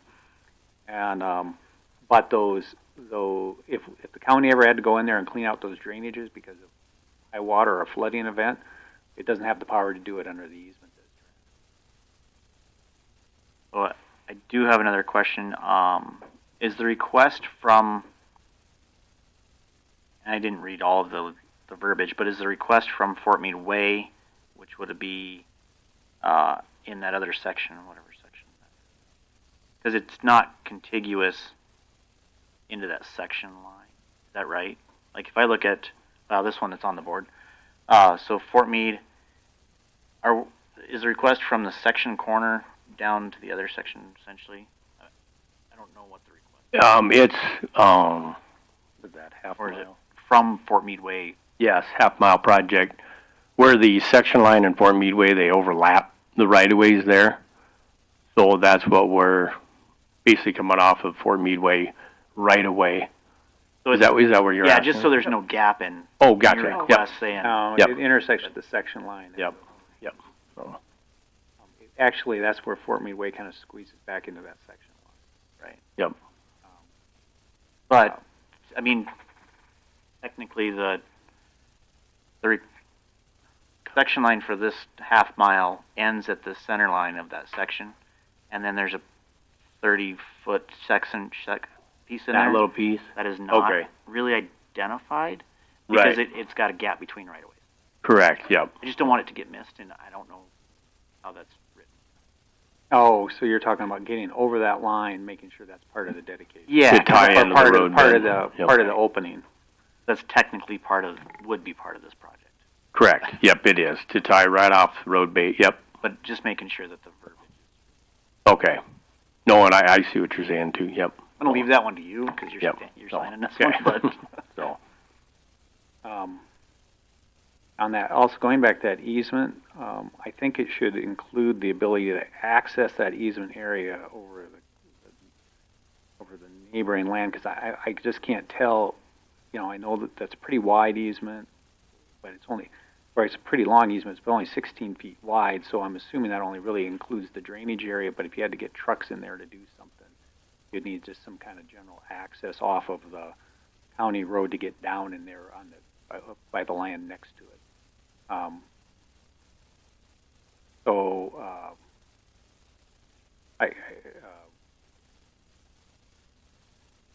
And part of the thing, Shannon, I think I'm going to get just more particular, and I think I'm going to encourage planning to be more particular on some of these drainage easements, as the rights to use them. Because on a development that you've not been involved in, we've ran into an issue with the developer retained drainage easements, but now that there needs to be work done in them, it's unclear as to who has the right to go in and do the work. So I'm going to try to be a little bit more specific on that to save us problems in the future. So, like I said, not a development that you worked on, but it's something that's popped up recently that's caused us some problems. okay. Any other questions, comments from the commission? It doesn't sound like we're quite ready. When would be an appropriate time we could try to get this moved to? What's their plans, Shannon? Yeah. They're planning on starting into this month or October. So, and I don't know what the engineer review entails. I guess that's what we're on your guys' side. So I guess that's what we're kind of looking at. Be ready by September 10th, or do you need to go to? No, I would rather shoot for as soon as September 10th the next. Could our engineer I have think some so. things reviewed That's by up. then? Do you think? That's the next one. I we'll would have to check ask with that I Rose. could not answer. Okay, well, we could move it to the 10th, and I guess if we Okay. hit a snag, we may Yeah, have we to can move it again. But Okay. Yeah, Shannon, I mean, I'm more than willing to take a quick look at easement draft if you guys come up with one. Okay. Thoughts I have. It'd just be that wording in there, right? Well, I mean, you got to include. I mean, if you look at the easement, all it does is say the guy who develops this has the right to go in there, but it's got to be essentially the county or whoever has the rights to control, whoever has the rights to maintain a road, because it's just to that guy. So what if it's an HOA? Does the HOA have the right to go in there? And do you have a recommendation on There. I'm assuming this is on the drainage issue? that? Yeah, it's just making sure that, the easement has to be broad enough in my look that whoever's maintaining the road or the county has the right to get down there, because they maintain that drainage is to maintain the drainage. Well, the section line does not come with the drainage right to begin with. Well, then I'm to not the going to county. let him develop it, Ken. Yeah. I mean, if I don't get the drainage easement, I'm not going to let him develop it. Yeah, That's they would what have to give an easement that is for the county. So- The right to use the section line is just to traverse. Right, but so the way that this major drainage easement's written, it says it's to Brandon Yes. Lake. And I think the agreement portion, Well, the easement has to be broader. It has to say, that it gives the county the right to, and it gives the county the right to access over the, adjoining land if they have to. So if you have to drive equipment down there, you're not going to drive it right down into the drainage. and that whoever what if a road district's maintaining it? What if an HOA is maintaining it? Got to have the landowner, whoever's maintaining that road's got to have the right to get down there and use it. Otherwise, there's no sense to let them build the road if they can't maintain the drainage. Agreed. This, as written, is solely to the landowner, right, not to the county. It does not give a right to access outside of the right-of-way other than in that specific area. In other words, you can't drive down off of the section line right-of-way to access those areas for service. So do you have a recommendation of what that should say for the county to be able, or county, HOA, any other person that's going to maintain that road? This would be from the property owners. Yeah, in a general sense, yes, it can be done. Just to include the Meade County as a party to, and then we just need to expand. And I know you've seen them what the utility companies do for access. Yep, I understand. Yep, I'm pretty clear on it. Any other questions, comments? Do we need action to continue? We don't need, we just opened up, so we don't need action. I think you need action to continue it because it's a public hearing. Yes, otherwise you have to re-advertise. And then, I think what we need to do is direct planning to call our engineers and find out as quickly as possible they keep this to once over. And then what's the plan for our section for compaction? How would planning or the highway, the county, or are you going to do them? No, the developer does that. Wilson does all. He's in charge of all the compaction. So who's going to do? You're going to have like a separate engineering group? AET or absolutely. Yeah, that's who always does the compaction test. Okay. So. Well, so then we'll get reports back on that. Yeah, but I mean, we want to make sure that those are required as part of our build out. So part of opening. Yeah, they are in Ordinance 10, I believe that's where they are. Mm-hmm. All right. Yes, they are in the ordinance. No. Essentially, I need a motion to have this hearing on our next meeting, which is September 10th. I'll make a motion to continue this hearing until September 10th at 10 o'clock. Second. Motion and a second to have this hearing at 10 o'clock at September 10th. Any discussion to that motion? Hearing none, all those in favor say aye. Opposed, same sign. Motion carries. Thank you for coming in today, Mr. Vasquez. Let's take about a 10-minute break quick, and we'll get back in here at about 11:30. I know Ms. Escott came a long ways, but let's take a little break or I'm going to have these guys upset with me.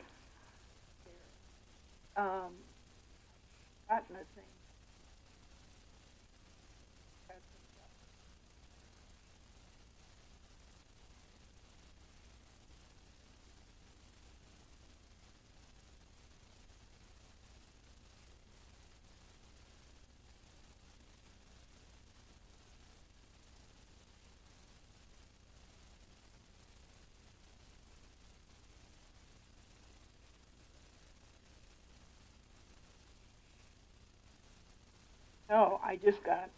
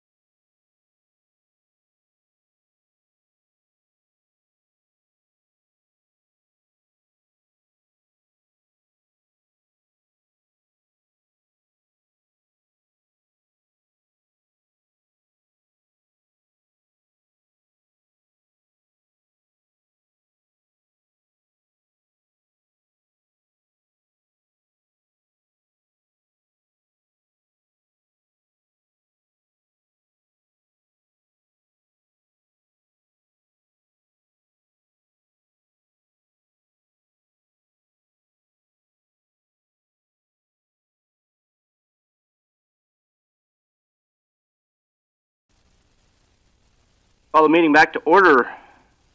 Brings us down to just real quick. I don't think there's much here. Anybody have any more questions, comments on the auditor section? We went over overtime a little bit earlier in the meeting. Does anybody have anything else they want to add to that or talk about? Auditors. The overtime report is next on the agenda. We did discuss that earlier. Yeah. So I don't think we do. So brings us to outside agency. One thing, when we're looking at that overtime report, what can cause overtime sometimes if we're to short people, like if we have open spots, so maybe we're not so far behind in payroll. I don't know, it's just something to keep in mind. I'm not sure that there's a way to kind of track that till you get kind of to the but like if we're short somebody, so somebody has to work overtime, we're not also paying that third person's salary, so or insurance or anything. So, why some of these overtime numbers, especially in the sheriff's office and the 911, which I think we need a hard look at, pretty high for those other offices. Some of them might be just driven by the fact that they're short staffed, where we have a corresponding set off against salary and benefits. So more than anything, I just want to kind of call that out. That, I don't know a good way to monitor that on an ongoing basis, though.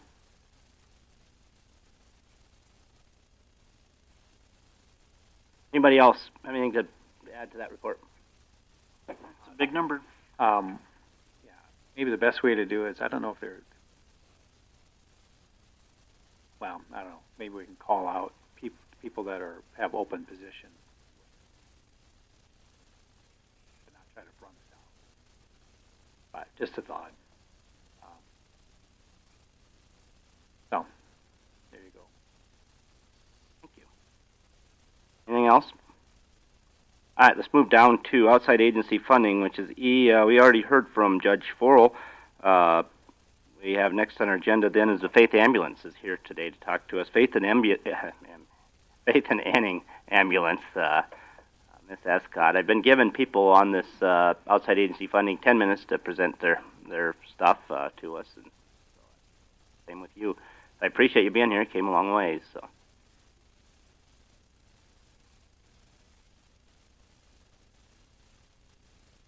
Thank you for having me.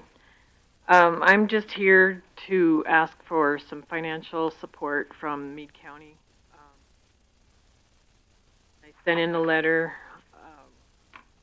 As you know, Anning was closed for 2 years, and that put more pressure on Faith and Sturgis and a little bit on Newell.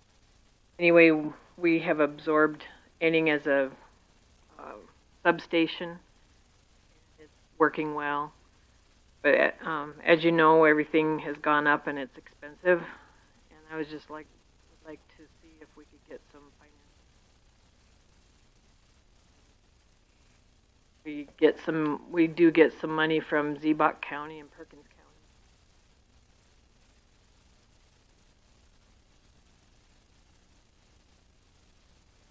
How much does Ziebach and Perkins? Ziebach, we get $4,000 a year, and Ziebach, I believe, is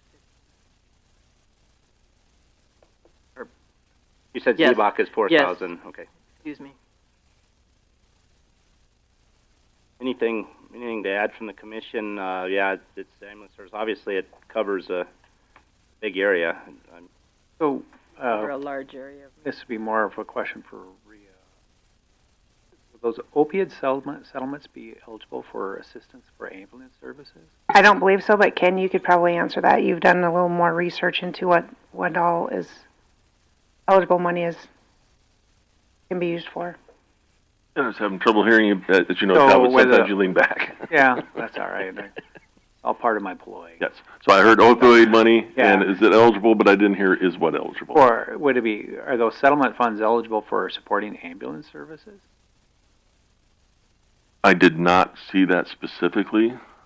We do have that as a document under the judge's presentation, but I've got it back there. I'll flip through while you're talking there to get your response. Just a thought. You would think that would make some sense, or even if there's some aspects of it. Yeah. Some aspect, like we could use those funds to provide, like Is that Narcon? The recovery Yeah, drug? unfortunately, Narcan's already provided by the feds. Oh, by the feds? Yeah, but Okay. There's grant money for that. I don't know about training. You know, Okay. that's something that we might be able to allocate money for. And Yeah, it's I just- mean, it's annually they say this is what we spent the money on. yeah, so There's I no mean, real I guess check, that'd be a but- question. Yeah. You know, we have a tight budget, but also it's nice to have ambulance services out there. If they were responding to something that was related to opioids or some other substance, It's designed as a prevention and education, not a treatment fund. That's not what it's. So you know, we can't pay to a hospital emergency room because they take cases. That's, Okay, well, it's just a question. That stuff doesn't go I will on look at out in my part of the county anyway. Yeah.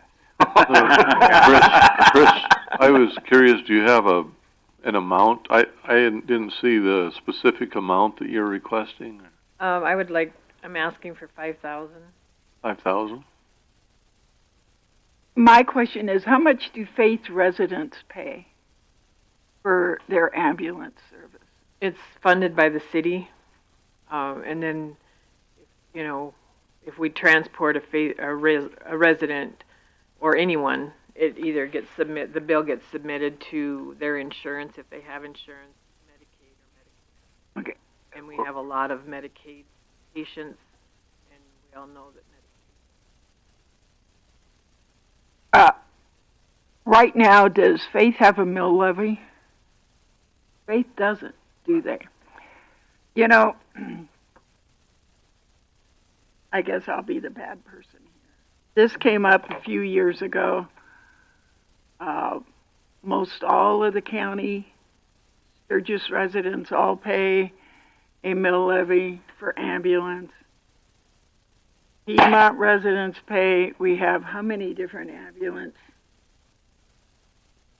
And then Piedmont, and then around here where Terry Joe and all of them, the rural ambulance.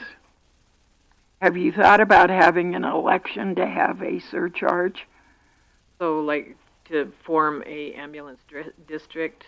Yeah. Here he comes. Good. Discussion's been had before. There's a difference between a volunteer services service area, which is what you're talking about here, and becoming a taxing district. I know they got to vote it in. Yes. Yeah. Yeah, we did that with the rural ambulance, rural Sturgis, or whatever it was called. And there was that election, and there's a process for it. And my question was has the Faith Ambulance Service considered having that vote and establishing that so that you're like the rest of the county? They have discussed it in the past, I know. I don't know where we go into Perkins County and Ziebach County. I don't know how that would play into it.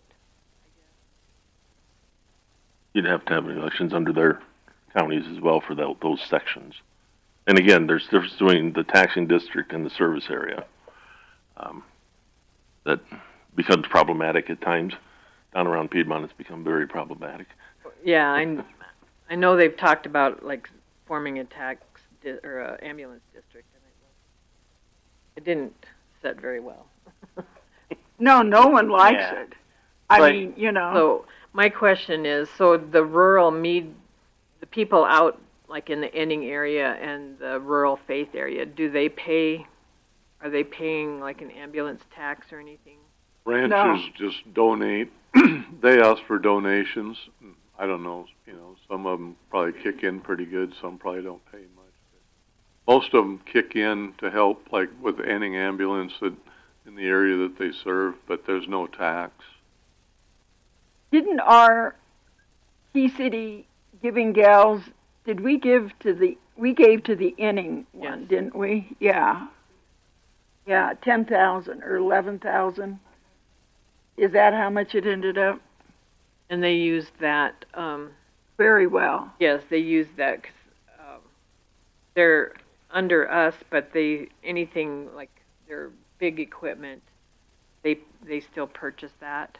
We provide the billable equipment and billable supplies, but anything of their big equipment, they pay for. So in the future, someday, if we split up again, they will be able to keep their equipment.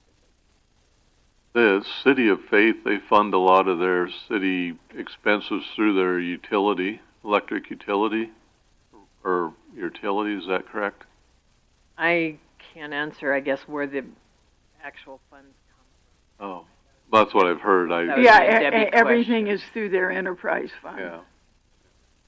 I think they're the only city in the state that doesn't have a property tax mill levy, aren't they, Talbot?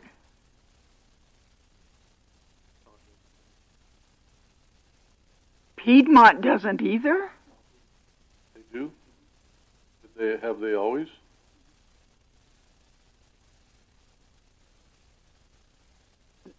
I thought Faith had that distinction.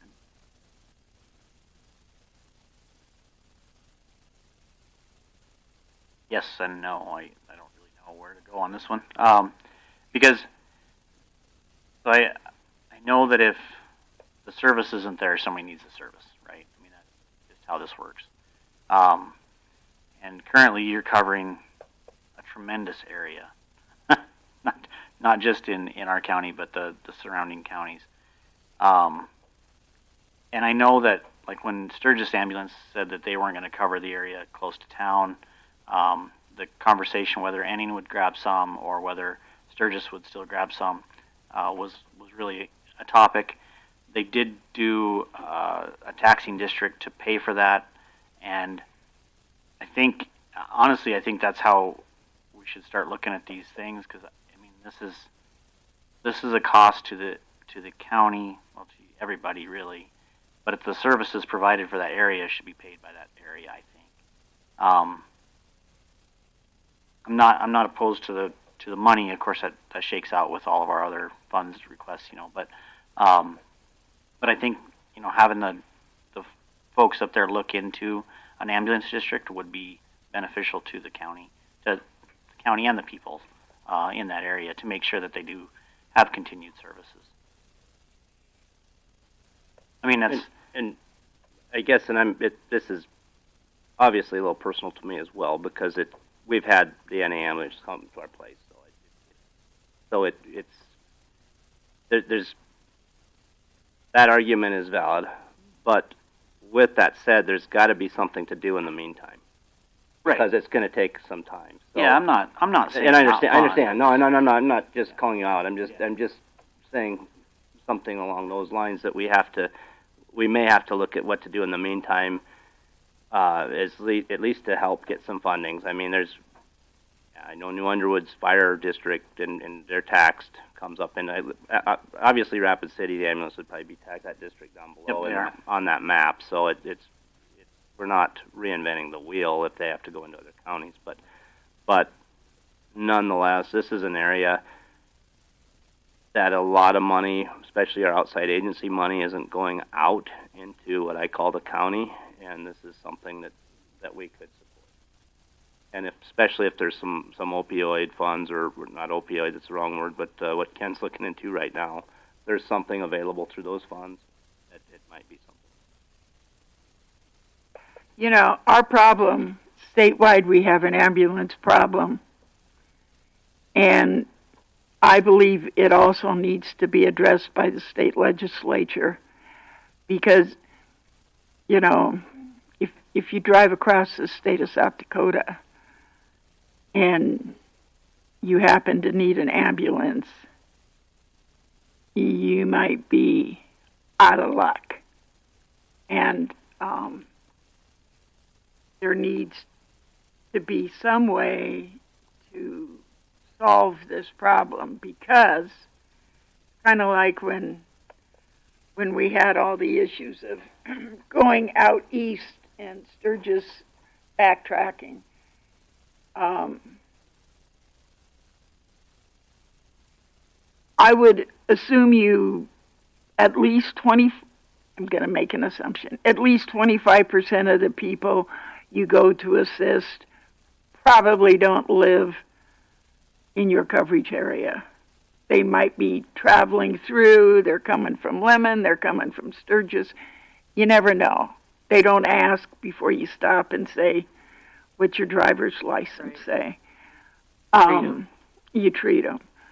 At the same token, you got some citizens paying for their ambulance service and others not paying anything. And there's no uniformity as far as how much anybody pays, you know. Rural ambulance, they pay $50. You know, Sturgis residents, it's based on your house. Ted pays more for fire and ambulance than he does his county services, don't you? Yeah, I helped Talbot out. I helped pay his. Yeah. So when you're over there at his house and you croak, I mean, you know, I don't know what the answer is. You know, we try to be fair. I thought what we did with the rural area was,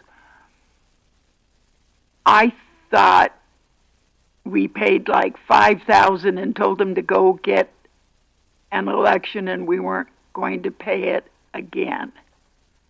I thought there was something like that.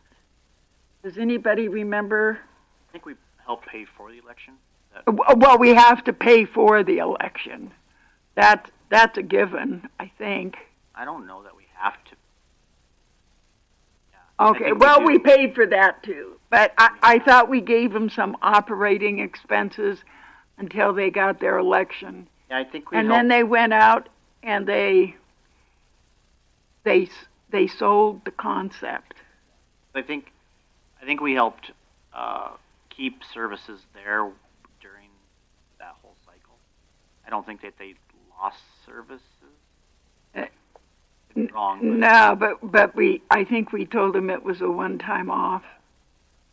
I think you're right, Rich. The offer was it takes 2 years to get any money in. You know, you form, then you assess, and then it's a year later that it goes on to the property value. So we covered that period of time when they didn't have any tax money available because of the importance of the services. Does anybody? I wish Deborah was in here, but does anybody know the ambulance portion to the workman's comp that we pay? I think the total bill's like $20,000 for fire and ambulance. Oh, I think it. Or is it? I would think Okay. it would be more. Anyway, than but that. I mean, we do pay something for some service. We all had all the ambulance services across the nation. We had to do like a very large Medicare report because Medicare has not raised their reimbursement rate. We all had to do this cost analysis report and turn that in. See if they will raise their rates, which everything has went up in 20 years. So I don't know how long it will take to get or the results of that. Hoping that maybe Medicaid will follow suit. Yeah, because they generally match the Medicare rate, don't they? Close. Yeah. Any more comments, questions? I appreciate you coming in today. We have yet to decide on any of these outside agency funding. We have about $2 to $2.5 million before we get our budget balanced. So I mean, we got a long ways to go. But coming in today. Thank you. What do you think the prospects would be of selling an ambulance district?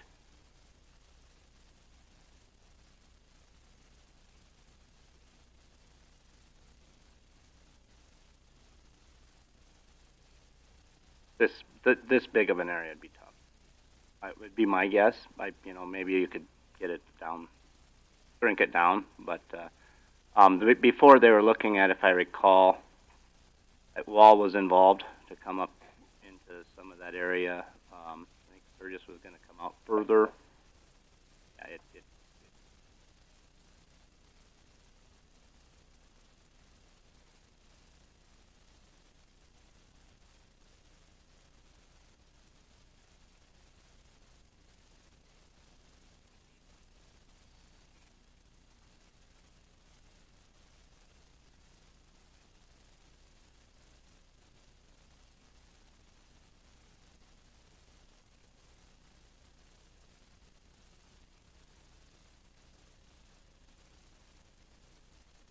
I certainly appreciate all you guys Yeah. do. It's you guys have a pretty lean crew out there too.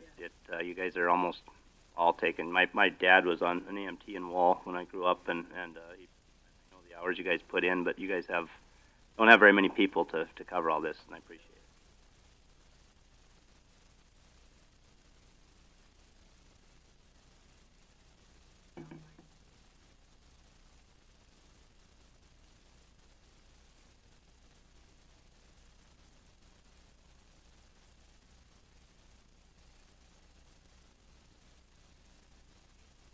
Younger people don't seem to volunteer for any kind of so many things that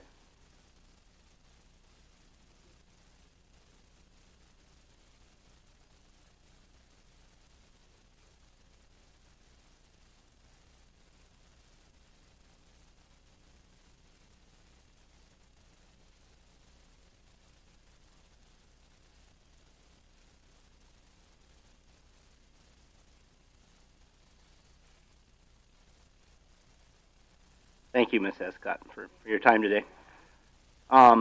Brings us down to Human Resources. Risty's going to be here to talk about some insurance benefits, and Deborah told me that they were going to be here around 1, so they're not here yet. Oh, they are here. Well, whenever they're ready, we'll just continue on until they get ready. Brings us down to communique. Say in communique, anybody want to discuss? I call Sean. Fine. Yes.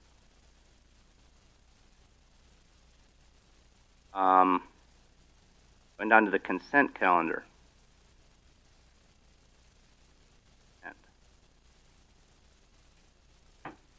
Move to approve the consent calendar. I'll second. Got a motion and a second to approve the consent calendar. Any discussion to that motion? Seeing none, all those in favor say aye. Aye. Opposed, same sign. Motion carries. We have our EM manager at one to address us a little bit. Let's just take a short break till either he or Risty can join us.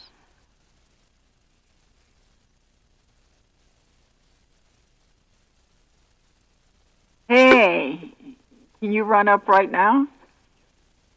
Okay, should I call Ben and have him come over too?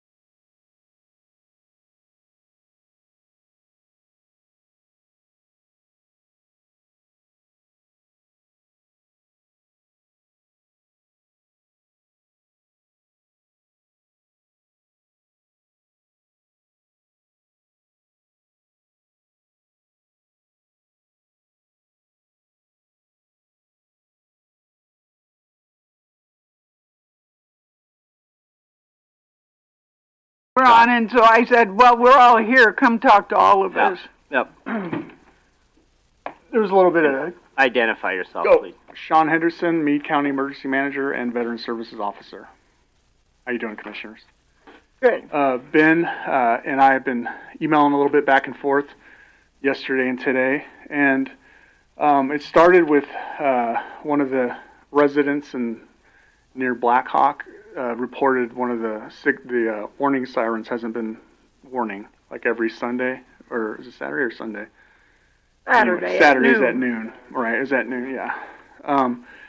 Anyhow, I asked him about that, and he did some investigation and determined that the one that she reported is indeed out, and it needs, and he actually sent this morning. He says it's probably due for some deep cycle batteries, and it's been about 6 years since they were replaced. And he mentioned to me before about the batteries and the maintenance involved. And so every month I pay Butte Electric and Black Hills a few $100s, I think, about every month for the power for a few of the towers that the county's responsible for. And of course Somerset has a couple they take care of. And I know over the winter we had some that he needed to do some maintenance on and buy some batteries for. And it was several hundreds of dollars, I think $500-600 if I remember right. And sorry, I'm not prepared with those numbers. But so there we are again, where we have some maintenance that needs and some work, some attention that needs to be done to them. And the question is I want to start the dialogue. I told them don't do anything yet because there's been talk I hear that we're going to phase them out because we have other means to warn the public. And I just don't know if that's true or how you guys feel about it. Are they required? I mean, I don't know. You find out. You're talking about that new thing that 911 sends out a thing to everybody. Or one. Mm-hmm.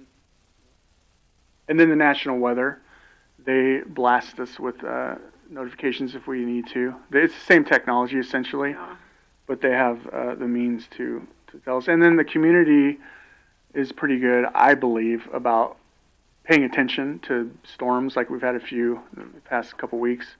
And of course, during winter, I don't know if psychologically, the public likes to have them, and it feels like there's some kind of reassurance that they'll be warned. Personally, I live in Somerset. I have one probably a mile away, and I don't ever hear it. I've heard it before when I was outside, but inside my house I don't hear it at all. But when you say phase them out, are they coming up with a different system, or they're just not going to use just it at all? not using them, just letting I them go think dormant. most everyone has a cell phone. If there's weather, I always look at my phone, my weather app, and there's a warning if there's any kind of a storm coming. so I know that, when Kevin was in facilities, that was a huge challenge every year. Maintenance on them, batteries on them, replacements, getting the old equipment to keep them running. And I assume Ben's having the same issue with that. We have, sites that we lease. We have, they're across the county. We had the generator run on one of them for a week and burned the tank of propane, I think is what it was on. Oh, for the backup. Yeah, so there's a lot of those types of things, and I don't hear them at my place. I hear the ones from the base on the loudspeaker, but that's all I hear. I don't hear the ones in town, but I don't know if they're required. I mean, I'll find out. That's a question, whether or not the discussion can even move forward about phasing them out. I know I had to report to the state that we have them or not, so I didn't know. They didn't allude that there was an option to not have them, or if you had required to have them or not. Right. So I'll find that out. And honestly, I don't know the background of them. I don't know if these are 15 years old or when they were installed. I'm not sure. Does anybody know off the top of their head? Ben mentioned something about this. I know there's it's a maintenance issue. They are a maintenance problem. It is. I would say hit the prices we are at the end of tornado. So there was one Yesterday down before. at Hot Springs. Hot Springs also had. For what it's worth, I can hear the one by myself. Oh, good. 5 miles. How does it? I can hear mine Do you like too. them? Are you happy with Yeah, them? you Do know. you enjoy them? I don't know. I hear them and go. Saturday. Set your watch to it.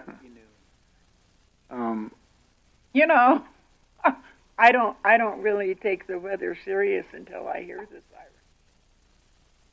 I would like to know. We're meeting soon. I don't have my phone's over there with my calendar, but JJ is facilitating a meeting about the gauntlet stuff Yeah. with the P25, and I forget the audience. It might be state radio, perhaps, but Yeah, it is.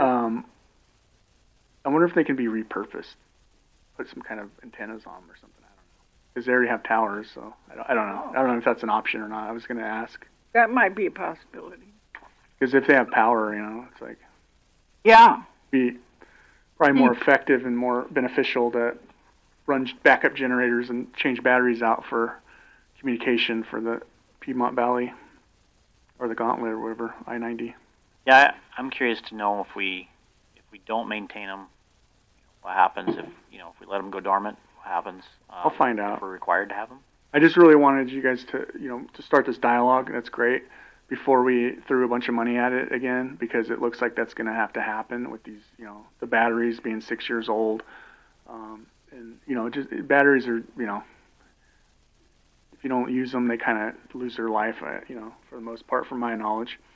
And, I don't know. I anticipate probably spending another $3,000, I imagine, for the end of the year on power and batteries and things like that.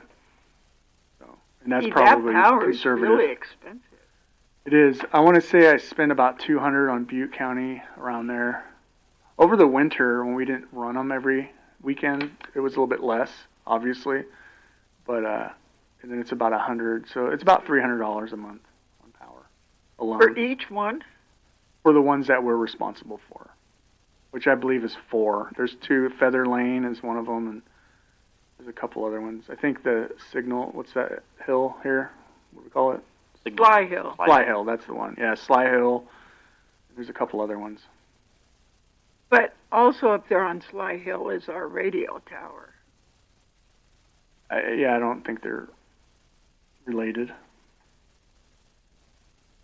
I mean, I can't say that 100% for sure, but I'm pretty sure they're independent of each other.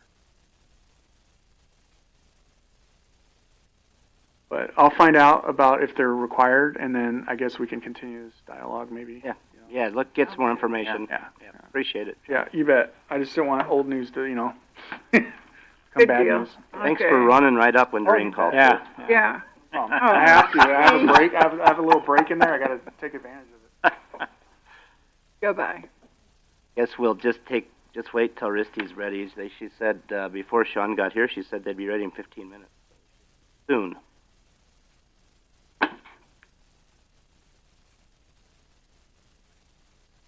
Well, we could ask Bernie and Wendy if they have any questions. I'm not going to do that. They might expect me to answer. You think Bernie wouldn't, if she had a question, she wouldn't be up here asking it?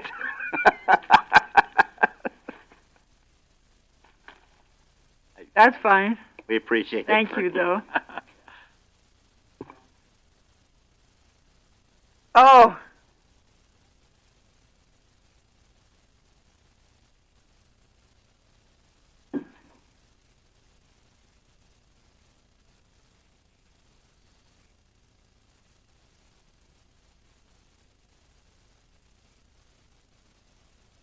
Online to find Oh, yeah.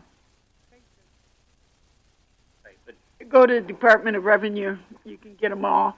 It's got cities and counties.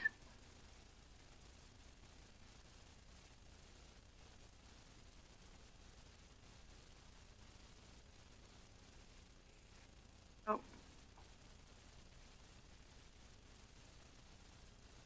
It only has count.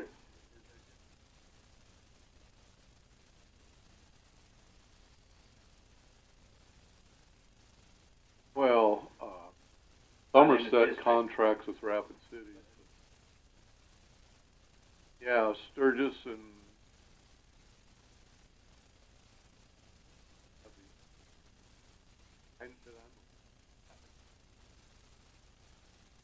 well, Rapid City, they serve Blackhawk and Somerset.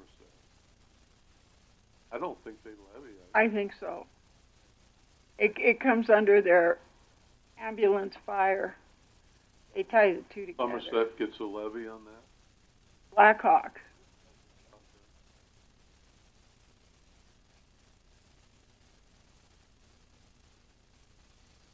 I don't know. The wall serves some of them. Little chunk down in the corner, I think. Could you run down to the auditor's office and get a list of all the 100 taxing districts that we levy for? Yeah, it's 100 plus.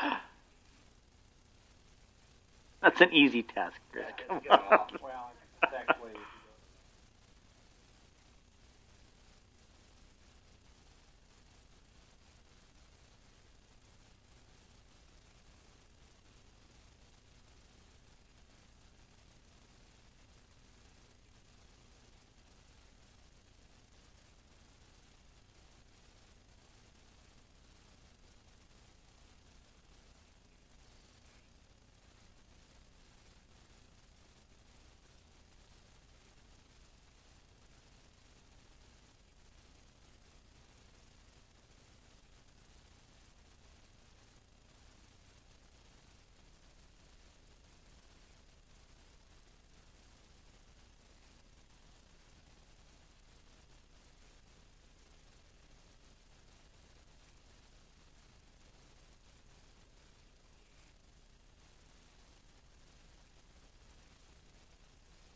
They've got it there. Okay.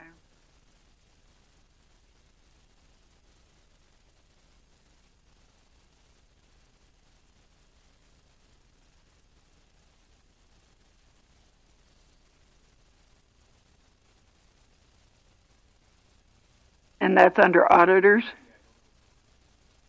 Okay. Oh.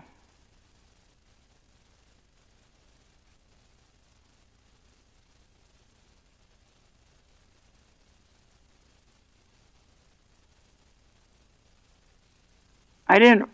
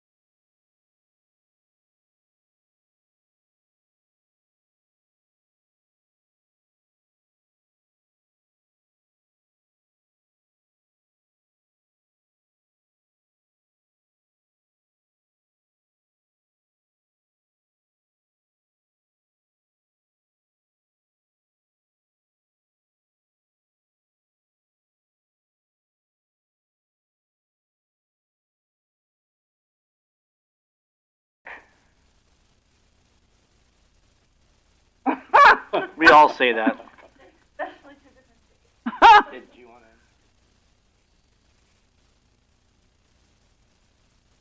to? Mic's on. This is my new BFF, Erin. Erin's here to get some major things done. We're happy to have Erin on board. She started on Monday the 19th, and she's hit the ground running with some big tasks. She's learned how to do election things, helping us get our registrations up to date and keep them up to date. She's hit the ground running. So she'll be happy to give you a little information about herself. My name is Erin. I just moved back home from Bozeman, Montana. Happy to be here, part of the team. I was the elected auditor for Gallatin County, so it's exciting to be working for local government still, just in a different capacity. Why don't you tell them about your educational background? I have a bachelor's degree in accounting. I've worked on the tax appeal board. I've worked on the planning and zoning commission. I have my certification as a fraud examiner. I'd like to kind of continue my education to be able to use my degree appropriately. And local government is where I have kind of directed my career and hope to continue that direction. Sounds like you got an exciting project starting. You're on the deck reconciliation. So thrilling. Sorry. Welcome, Erin. We're happy to have you on, and Thank you. got a lot of background. Thank you. And there's some excitement coming up for the rest of the year, so happening.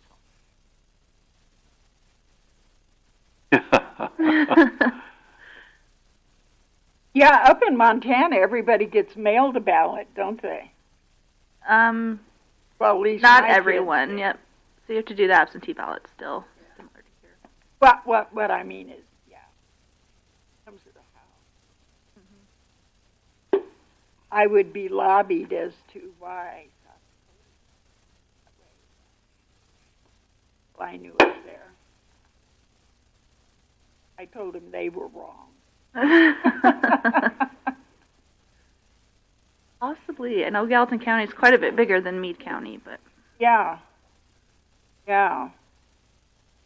Let's see, what is your population there now? probably 95,000. It's grown. It grows fast. Hard to keep up. I know they're having a hard time keeping up with infrastructure. Communities are growing. You know, Ria's family is up there. They lucked out moving there a few years ago. You just got to see my adorable little grandchildren's pictures yesterday. Well, and I bet you housing prices have almost doubled since your kids went up there.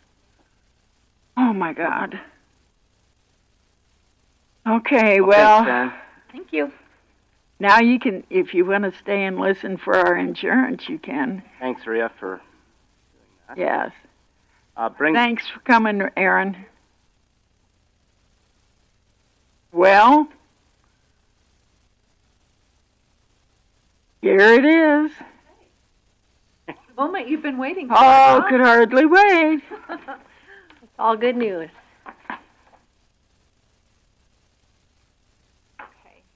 For those following along at home, we're going to go to the part in our agenda, F, Human Resources, presentation from Risty Benefits about our Meade County Health Benefits, 25 renewal. Thank you.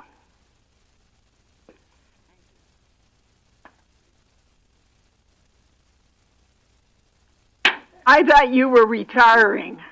Funny woman.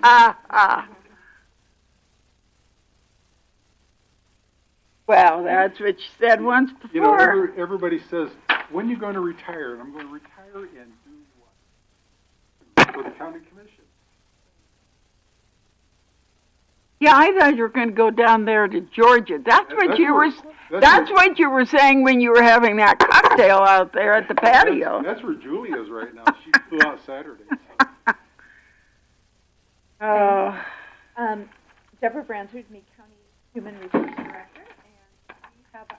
Your mic on. Sorry. Deborah. Oh, is it not on? I don't believe so. Oh, there we go. Okay, I'm bright green now. Deborah Bransford with Meade County Human Resources, and this is our time of the year to present our health benefit renewal for Meade County. 2 years ago, we had met with RISD Benefits, and they have been conducting our benefit plans and also our renewals, which they will be sharing for the 2025 year today. You will find a couple things in your presentation packet. One should be your spreadsheet of the renewals and the cost and savings. And then in the packet, Sonia has put together the plans, and I think Roger has put in there a brochure on emergency services, or that he is going to speak about at the end, which is something that probably is great importance to all of us after listening to him a few minutes ago. So we'll go ahead and let Sonia start by introducing the renewals for medical, dental, vision, and also possibility of adding short-term disability for 2025. Thank you, Deborah. Sonia Nordby with RISD Benefits. The Avera renewal, when we had talked in May, they were looking at over a 5% possible increase to be more competitive with Wellmark, and based on your claims utilization to date, they actually came in below your current plan that you have with Avera.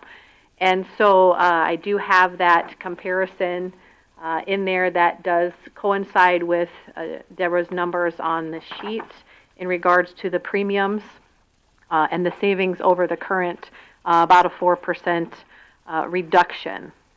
So it's still utilizing the MERP concept, buying a $5,500 plan design from Avera down to a $2,500, the desired plan design. That still works very well. I know we've been had that concept for 2 years now, and it still continues to be effective. If you do look at the premiums on the left-hand side of the Avera plan, the $158,000 per month, that would be the hard cost to actually purchase a $2,500 plan design, and so it's a lot less expensive to still continue to do the MERP, and the savings of over a couple $100,000 for the county.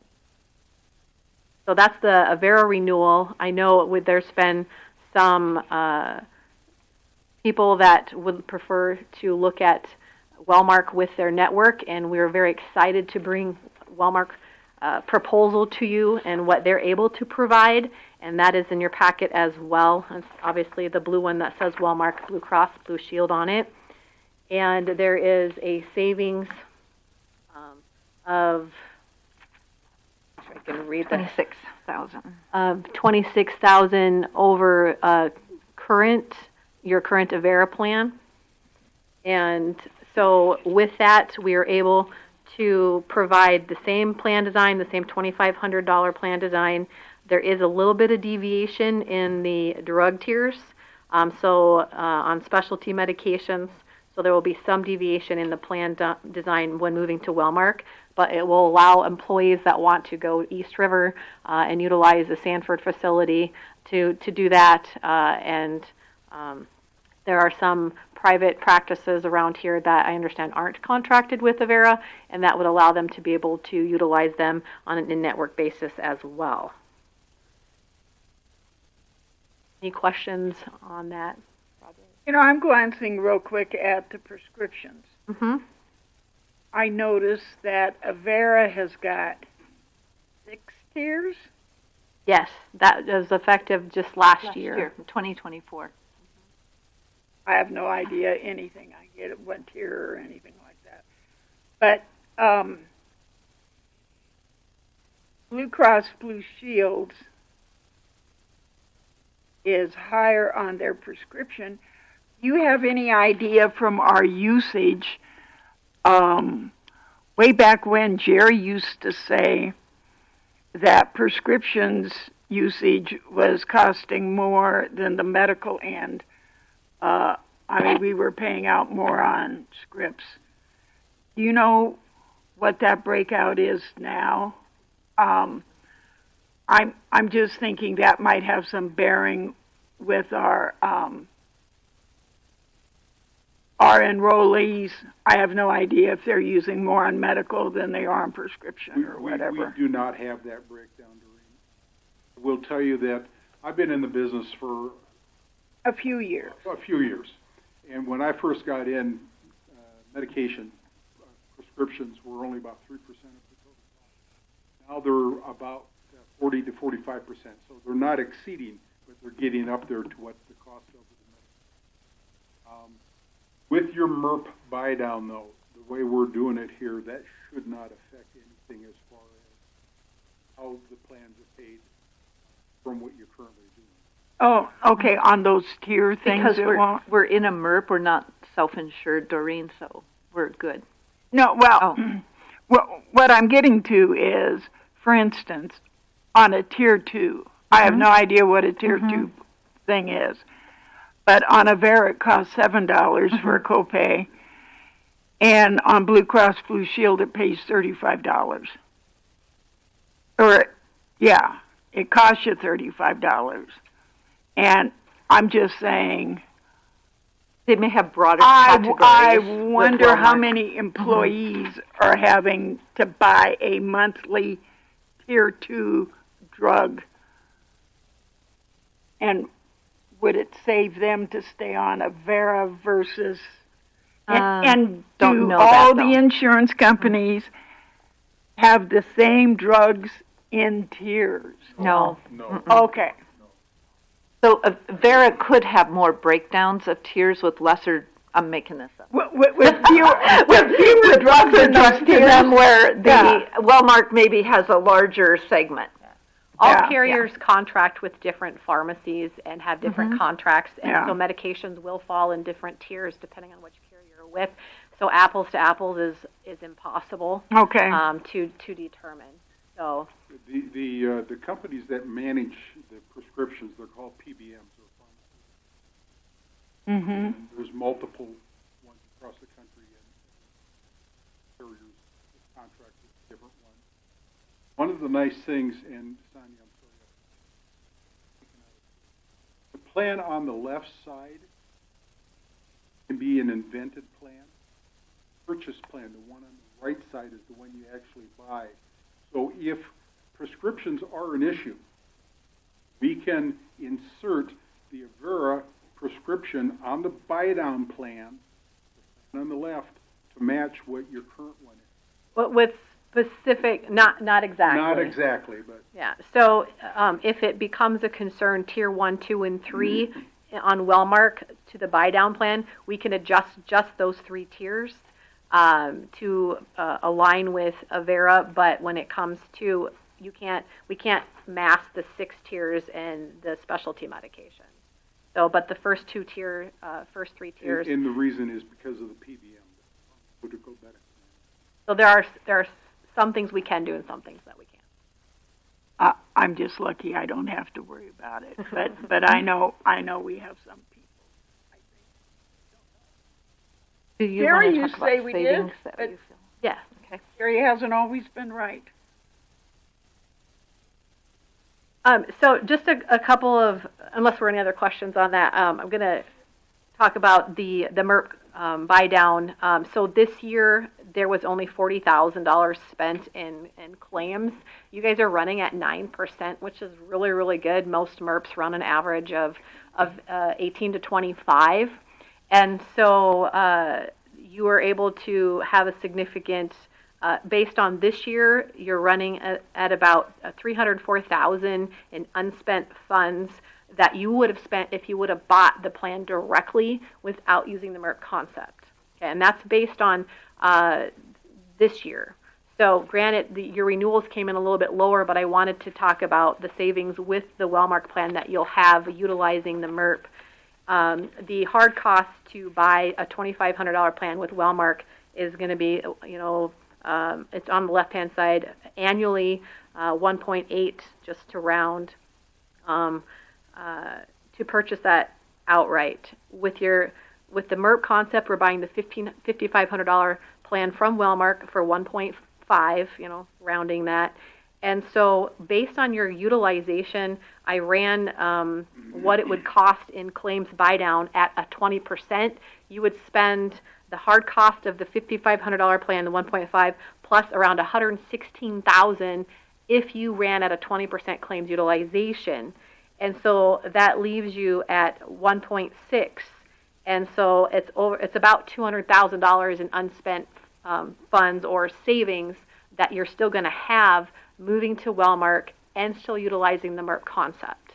So there's significant savings there, staying with moving to Wellmark and still utilizing the buy down plan.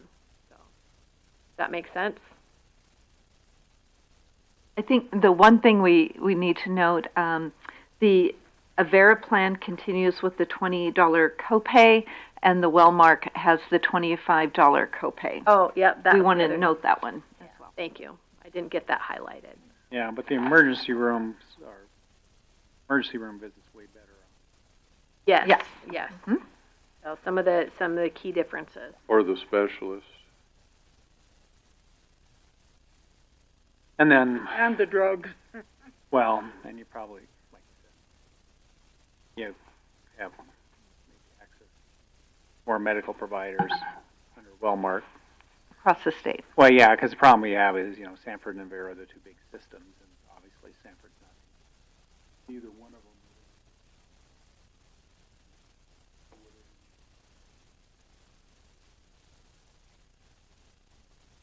Well, it depends with the pre-auth. Well, the pre-authorization. Yeah, Avera and Sanford will send you to mail, but only upon their approval if they are not able to provide you assistance. So, any other questions on the Wellmark plan and the savings utilizing the MERP concept? There should have been a utilization.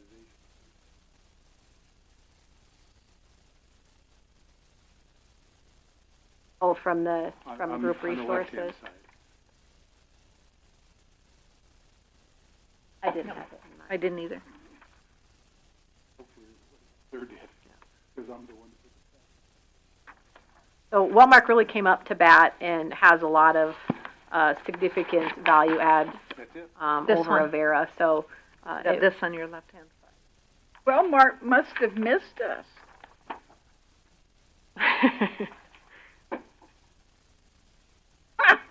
They were hungry. How hungry will they stay? I know that's a hard question to ask. That's up to our usage, though, too. I understand. Yeah. It was interesting. Your utilization was actually fairly high for this last year. And Avera had told us, with the plan changes that we wanted to implement, plus inflation, to expect an 8 to 11% increase. 8 to 11%. They actually came in 4% below current. That's how hungry they were to keep your business. So they're willing to almost break even on your account rather than lose it. And what they asked us is up front with them. We got better numbers from Blue Cross. How good were their numbers? Well, we're not really going to share them with you, but got to come down substantially. And so I will tell you from we just had the Wellmark people in our office yesterday, representatives from Wellmark. They're hungry. They want your business. And, they'll do whatever it takes to keep it. What happens next year, I can't make promises. We will fight to get you the best rates, the best plans. That's fair. Okay. And so moving on, the dental, there was an increase with MetLife based on your utilization. I believe that was running at almost 90, over 100% loss ratio. But you guys do have a cap at how 7% rate cap that is in the contract, so they can't go over that. So there was a $3 increase on the single premium. We did look at Delta Dental as well, just to see where they're coming in at. But MetLife is still a significantly more cost effective than Delta is. There should be a spreadsheet. You'll see the Delta came in at $10.74 above what we're currently paying on the MetLife. It's gotten really expensive to It has. walk into a dentist's office. Yeah. And we compared the plan. I looked at the plan we had in 2022 with Delta, and I think the only change on there was 2,000 versus the 1,500. Yep, the annual max was lower. So any questions or issues with your current? Any questions on the dental plan that currently we have? Anybody know if we're getting good service on the Life Dental? Is there options here? I don't know. I don't have anything to refer to. And when you say that, Rhea, meaning what? When you say not as good?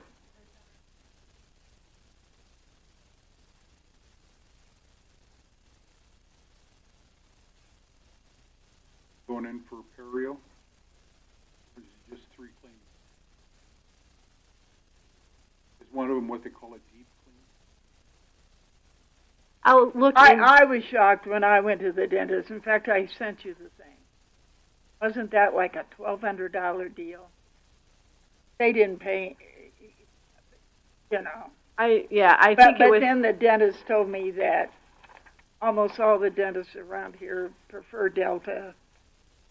They gave me this long song and dance about Delta being owned by the dentist and MetLife insuring other things, so they don't do as good a coverage.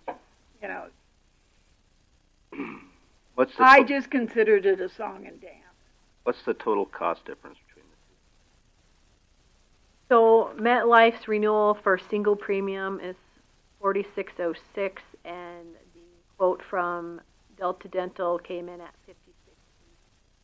But you haven't figured it for about a $7 and. Yeah, I can see that one, but do you have it figured for the full? If all things stay the same. No, I can get that, Gary. Okay, yeah, sure. That's what. Yeah, thank you. I didn't mean to interrupt, but that's yeah. No, that's fine. So. We don't have that breakdown. Sure, that's fine. Okay. And that might be helpful.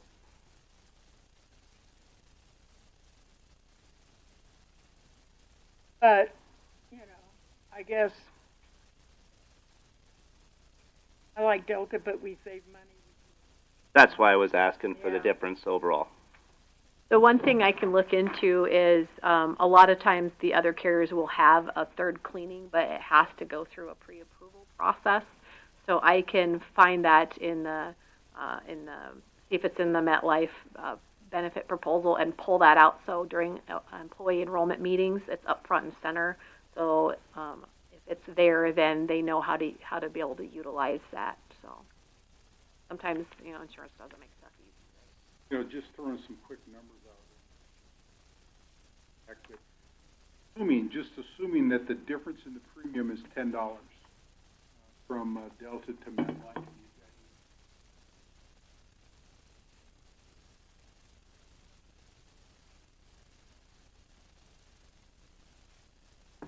And it's actually cheaper when it's, I assume, that category, employee and children.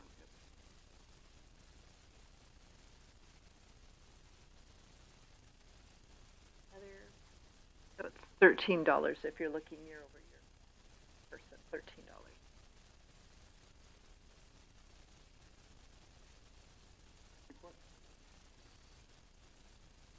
So the vision, there is no increase on the vision plan with MetLife, so it's still with VSP. And any questions on utilization or the vision? Did look at a couple of popular facility here in town. Vision does not take those two.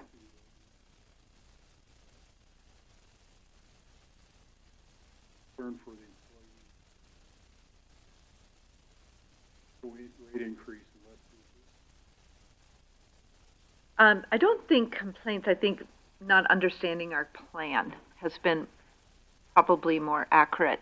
I spoke with Sharon at Northern Hills Eye Care, and she said she would be happy to come on open enrollment and speak directly to the employees that she works with for their billings and things for the people that go there locally, and help them understand what their lenses, their benefits are in their lenses. And the frames are $250 in network, and the lenses have also a different discount on them. So it's better than what we had in the Wellmark, the vision plan in the Wellmark. That was just straight $250. This plan is $250 plus lens benefit. You know, you sent me that thing, and frankly, I thought I would need to be a optical specialist to understand it. But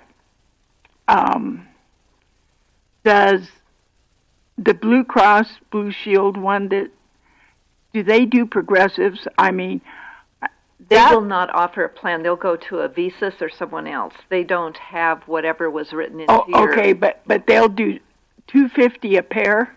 No, they will have to go out and write a separate plan for vision. Okay, because I think the vision thing sucks. That's just me. Sharon feels that we have a very good plan. We just don't understand it. And then it also depends if you're going to an eye care place that is in network or out. If they do not submit any insurance, then it's going to be out of network and it's less. Yeah. But suck is better than none. I guess, yeah. I mean, you know, you get $100 off a pair. But when you said that day, when you were over at the glass house, that they pay differently if you get the glasses on the same day you go to the doctor, didn't you tell us something about that? And you referenced a situation with your child when you went to get their glasses. I thought, that doesn't make much sense. Yeah, your insurance with your vision insurance, it's same day, so you can't get your frames. They don't run the insurance separate twice. So he went to an optometrist. Well, my husband took him. Went to the optometrist. And then went to a different place to get glasses the next day. And the way the insurance covered it, because it was two separate events, it didn't cover it like if you would have purchased everything all in one day. I think sometimes you'll read on the fine print too. It'll say 20% off if purchased a second pair the same day. Yeah. So kind of yeah. the same thing. Which makes no sense. Because that means you got to go try on glasses while your eyes are dilated. Well, I think it has to do with materials. So you can get your vision exam on one day, but your materials you can't purchase. It's how your materials are purchased if you try and do that in separate increments. So your materials all have to be purchased on one day to get the full discount. So probably save money if you don't get such big frames and lenses. Yeah, I got these cheap. Yeah, you're right. I just thought that was weird. Has anybody else ever tried to try on glasses when you got your eyes dilated? The last pair I bought. No, only driving, Doreen. Try driving. Oh, well, that's generally when I, just so I don't end up alongside of Family Thrift Centers building. Right. So then with the life insurance, there's no changes on that, so nothing to address or go through with that. But excited to be able to provide short-term disability as an option with the savings that you'll be able to utilize from the medical coverage. And I'm going to have Roger walk through the short-term disability. You've got a sheet in there, first of all, that has SDRS/LTD. A lot of employers, governmental employers, do not realize that the SDRS also has long-term disability benefit built into the system or the plan, but there's rules and regulations, which I spelled out in that. And there's a 12-month wait before you can even access the benefit. So with the idea that you already have access, or the employees would have access to an LTD plan, long-term disability, we thought it would be important to incorporate or put in a short-term disability plan. That's going to be this sheet here. Also, it's going to be with MetLife because we've got everything else with MetLife. They're going to give us some discounts, a little more leniency than what we have before. But the bottom line on the disability, for the short-term disability, is there would be a 14-day waiting period for both accident and sickness. The reason for that is because most employers, especially governmental, have sick pay or family leave pay that can be utilized before a short-term disability claim comes in. Also, going 14 days will shorten the period, or the cost rather, or lesser the cost. After the 14-day waiting period, that's 14 consecutive days, the plan will pay 60% of the employee's income based on their last W-2, up to $1,500 a week. So it is a very, very nice benefit, a rich benefit. That $1,500 a week, as much as $6,000 a month for higher income employees. Then the benefit duration would be 11 weeks. 11 weeks after the plan starts paying. So it'd be basically, say, a 12 or 13 week time.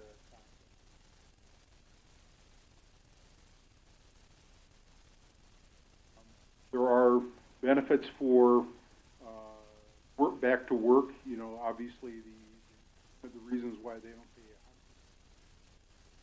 pay is to incent employees to come back to work, not to stay home sick. And then there's also back to work incentives, where they may come in and maybe it's a new desk chair, maybe it's a new high-rise stand-up, sit-down desktop, or whatever it would take to bring that person back to work. There's also partial disability. If an employee can work so many hours a week, they will still provide a benefit. Even though a lot of those are built into the concept.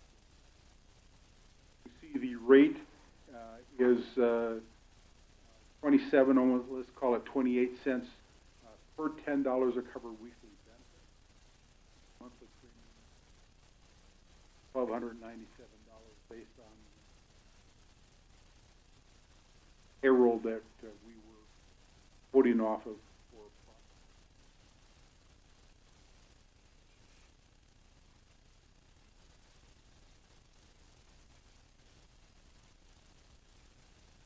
So that premium would be for blanket coverage. Mm-hmm. Just like basic life is. Every once in a while, somebody will say, well, can I cover my dependents on this?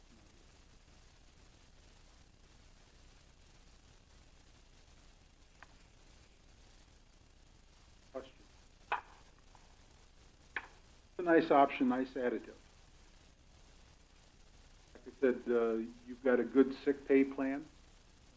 But, you know, especially for newer employers, there's going to be a gap in that.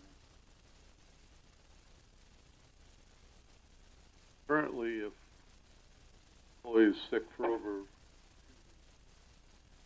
has an accident where they can't come back to work, we don't have anything unless Just they their have, own unless time. they've been a long-term employee that have.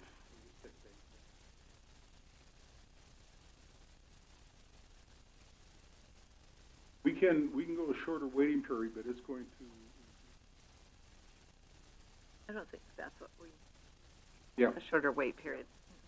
14 days is fine. Does that cover elective surgeries? It's going to cover any reason why you can't work, sickness or accident. Oh, elective surgery. Correct.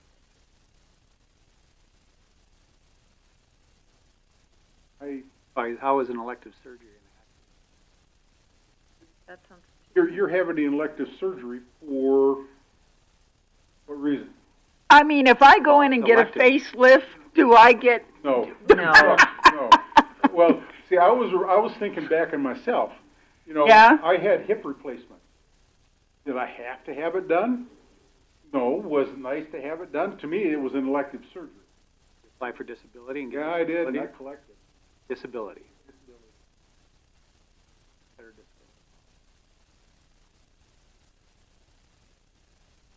I'll just tell you, most of our employees are more than 2 weeks. Anything that's an accident would be work-related. Well, I think the key with this would be if we bought this policy, we would limit banking of sick pay to 14 days. A lot of counties talked a little bit about this last year. Transition of that. It has to be encompassed into a different sick pay policy.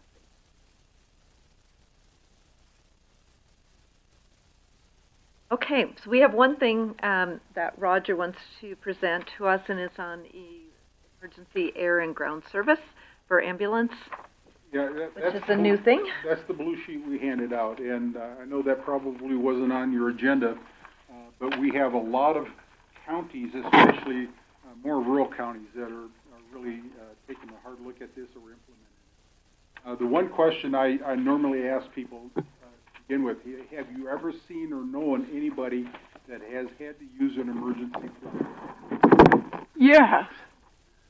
Yeah. It costs them a bunch. I usually get at least one yes in the group, okay? And then the question is, okay, how much of that is covered by my insurance plan, my medical plan?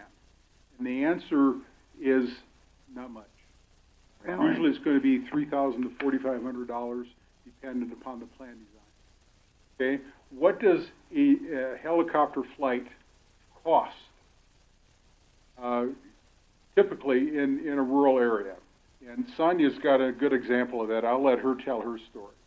So $60,000 to $80,000. During an emergency, you have no control over who's going to pick you up and where they're coming from and where you're at. 89% of the time, it's out of network. There are very few carriers that will cover 100% of it. And so we are finding that across the state of South Dakota, it's widely seen where you're taken by ambulance or air, and you're left with thousands of dollars out of your pocket. My mom was flown; she had a Wellmark plan.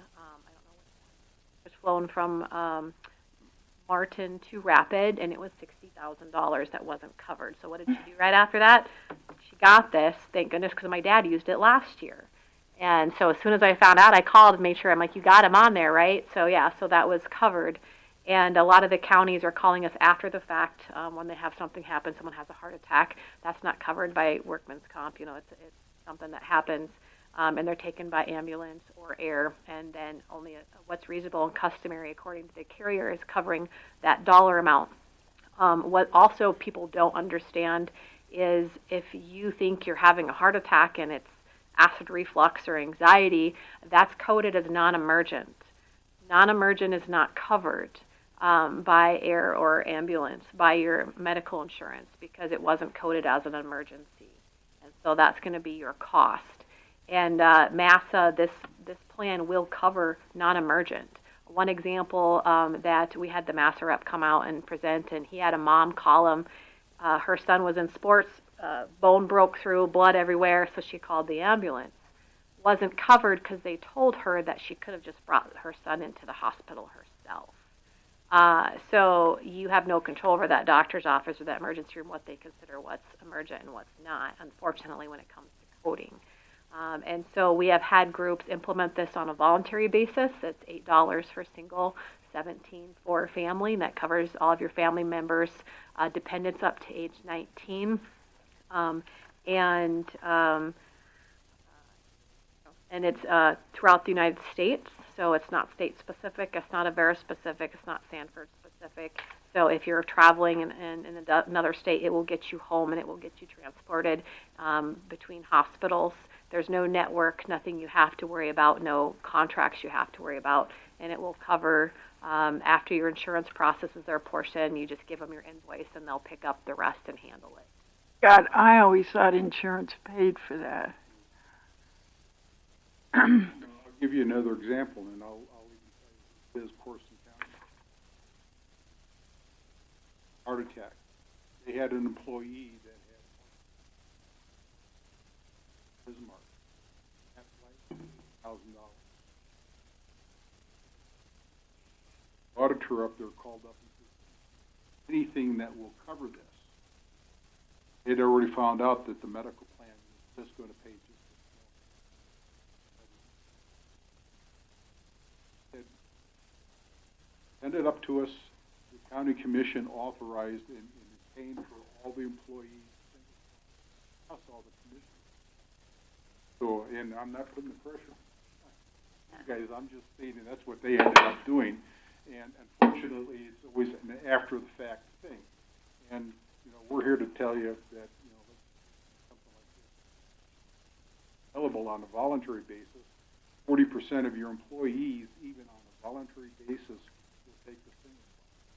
Walworth had an ambulance ride, and so we presented it on a voluntary basis. They did have over 40% of their employees elect it. You know, once you've got a coworker that happens to, and word gets around, you want to make sure you have that protection. And so, because they had so many, such a large percentage want the coverage, then they ended up just paying for everyone to have that coverage on a single basis.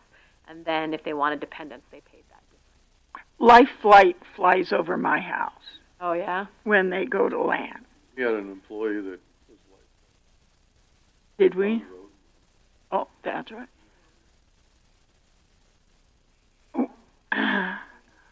Monument is using it more and more, almost as standard. And they're really using it a lot during the rally, too. And with our rural area, they send the ambulance out there. I mean, they send Life Flight out all the time. And I think, since this is just my opinion, Monument, don't they own the helicopter service? Talbot's looking at me with, they got to get it paid for some way. Let's use another example, and this happens. They go to Monument Hospital, and they can't deal with the situation there. They got to fly into Denver or Sioux Falls or someplace else. You know, that's going to be picked up, and once they get to Sioux Falls, they say, oh, we can't handle it here. You got to go to Mayo, or like I said, or maybe to Denver or something like that. Multiple flights. It's not just from point A to point B. It could be from point A to B to C to D. As long as they need that facility, it could be multiple flights covered under that.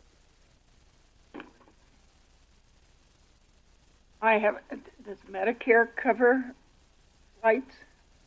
Medicare covers some of the costs.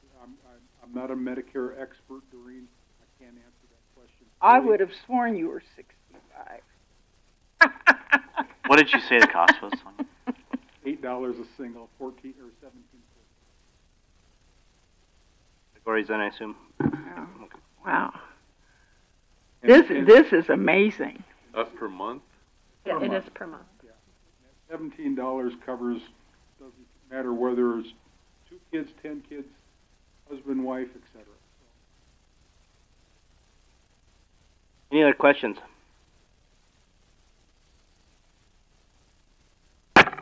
What do helicopters charge per?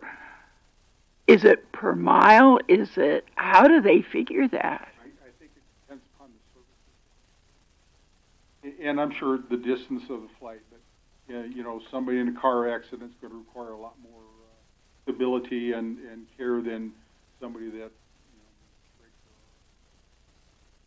their arm. I can't speak to that, Doreen. Yeah, My understanding is the distance. Would have assumed the hours.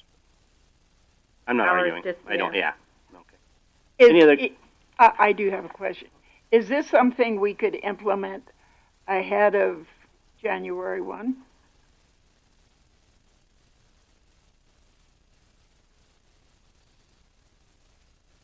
Like I said, it can be done on a voluntary basis or partially employer paid or all. Any other questions, comments? Thank you guys for coming in today. Ladies and gentlemen, thank you. Thank Never you. hesitate to call. Deb knows how to find it. Are you coming to the convention? Are you kidding me? We got to drag some more hay in from someplace. Well, I assume you're coming to make hay. Right, yeah. For those that you missed that.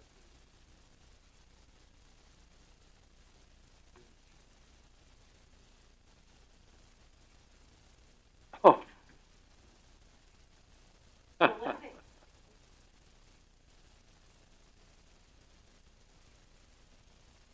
Well, Thank you. goodbye. Thanks, Deborah. We'll see ya. We have a need for exec session today. Yeah. Okay, we can get a motion going to exec.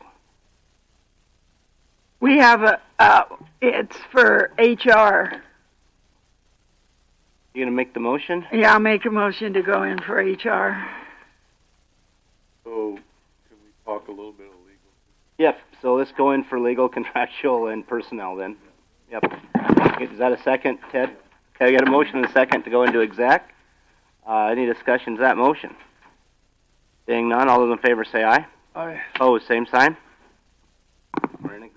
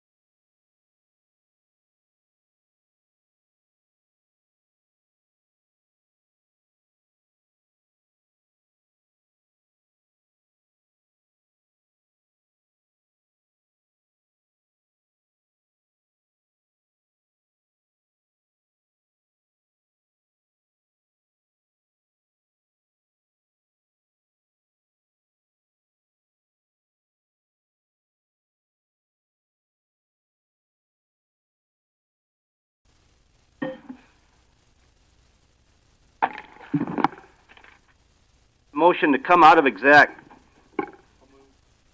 Motion to second, come out of exec. Any discussion on that motion?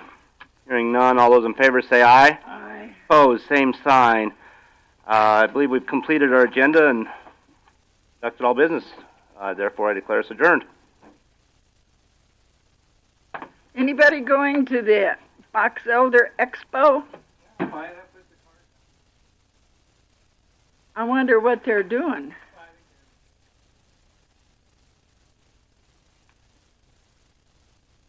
Well, we kind of get that at Black Hills Council. They're the only ones that have anything really going.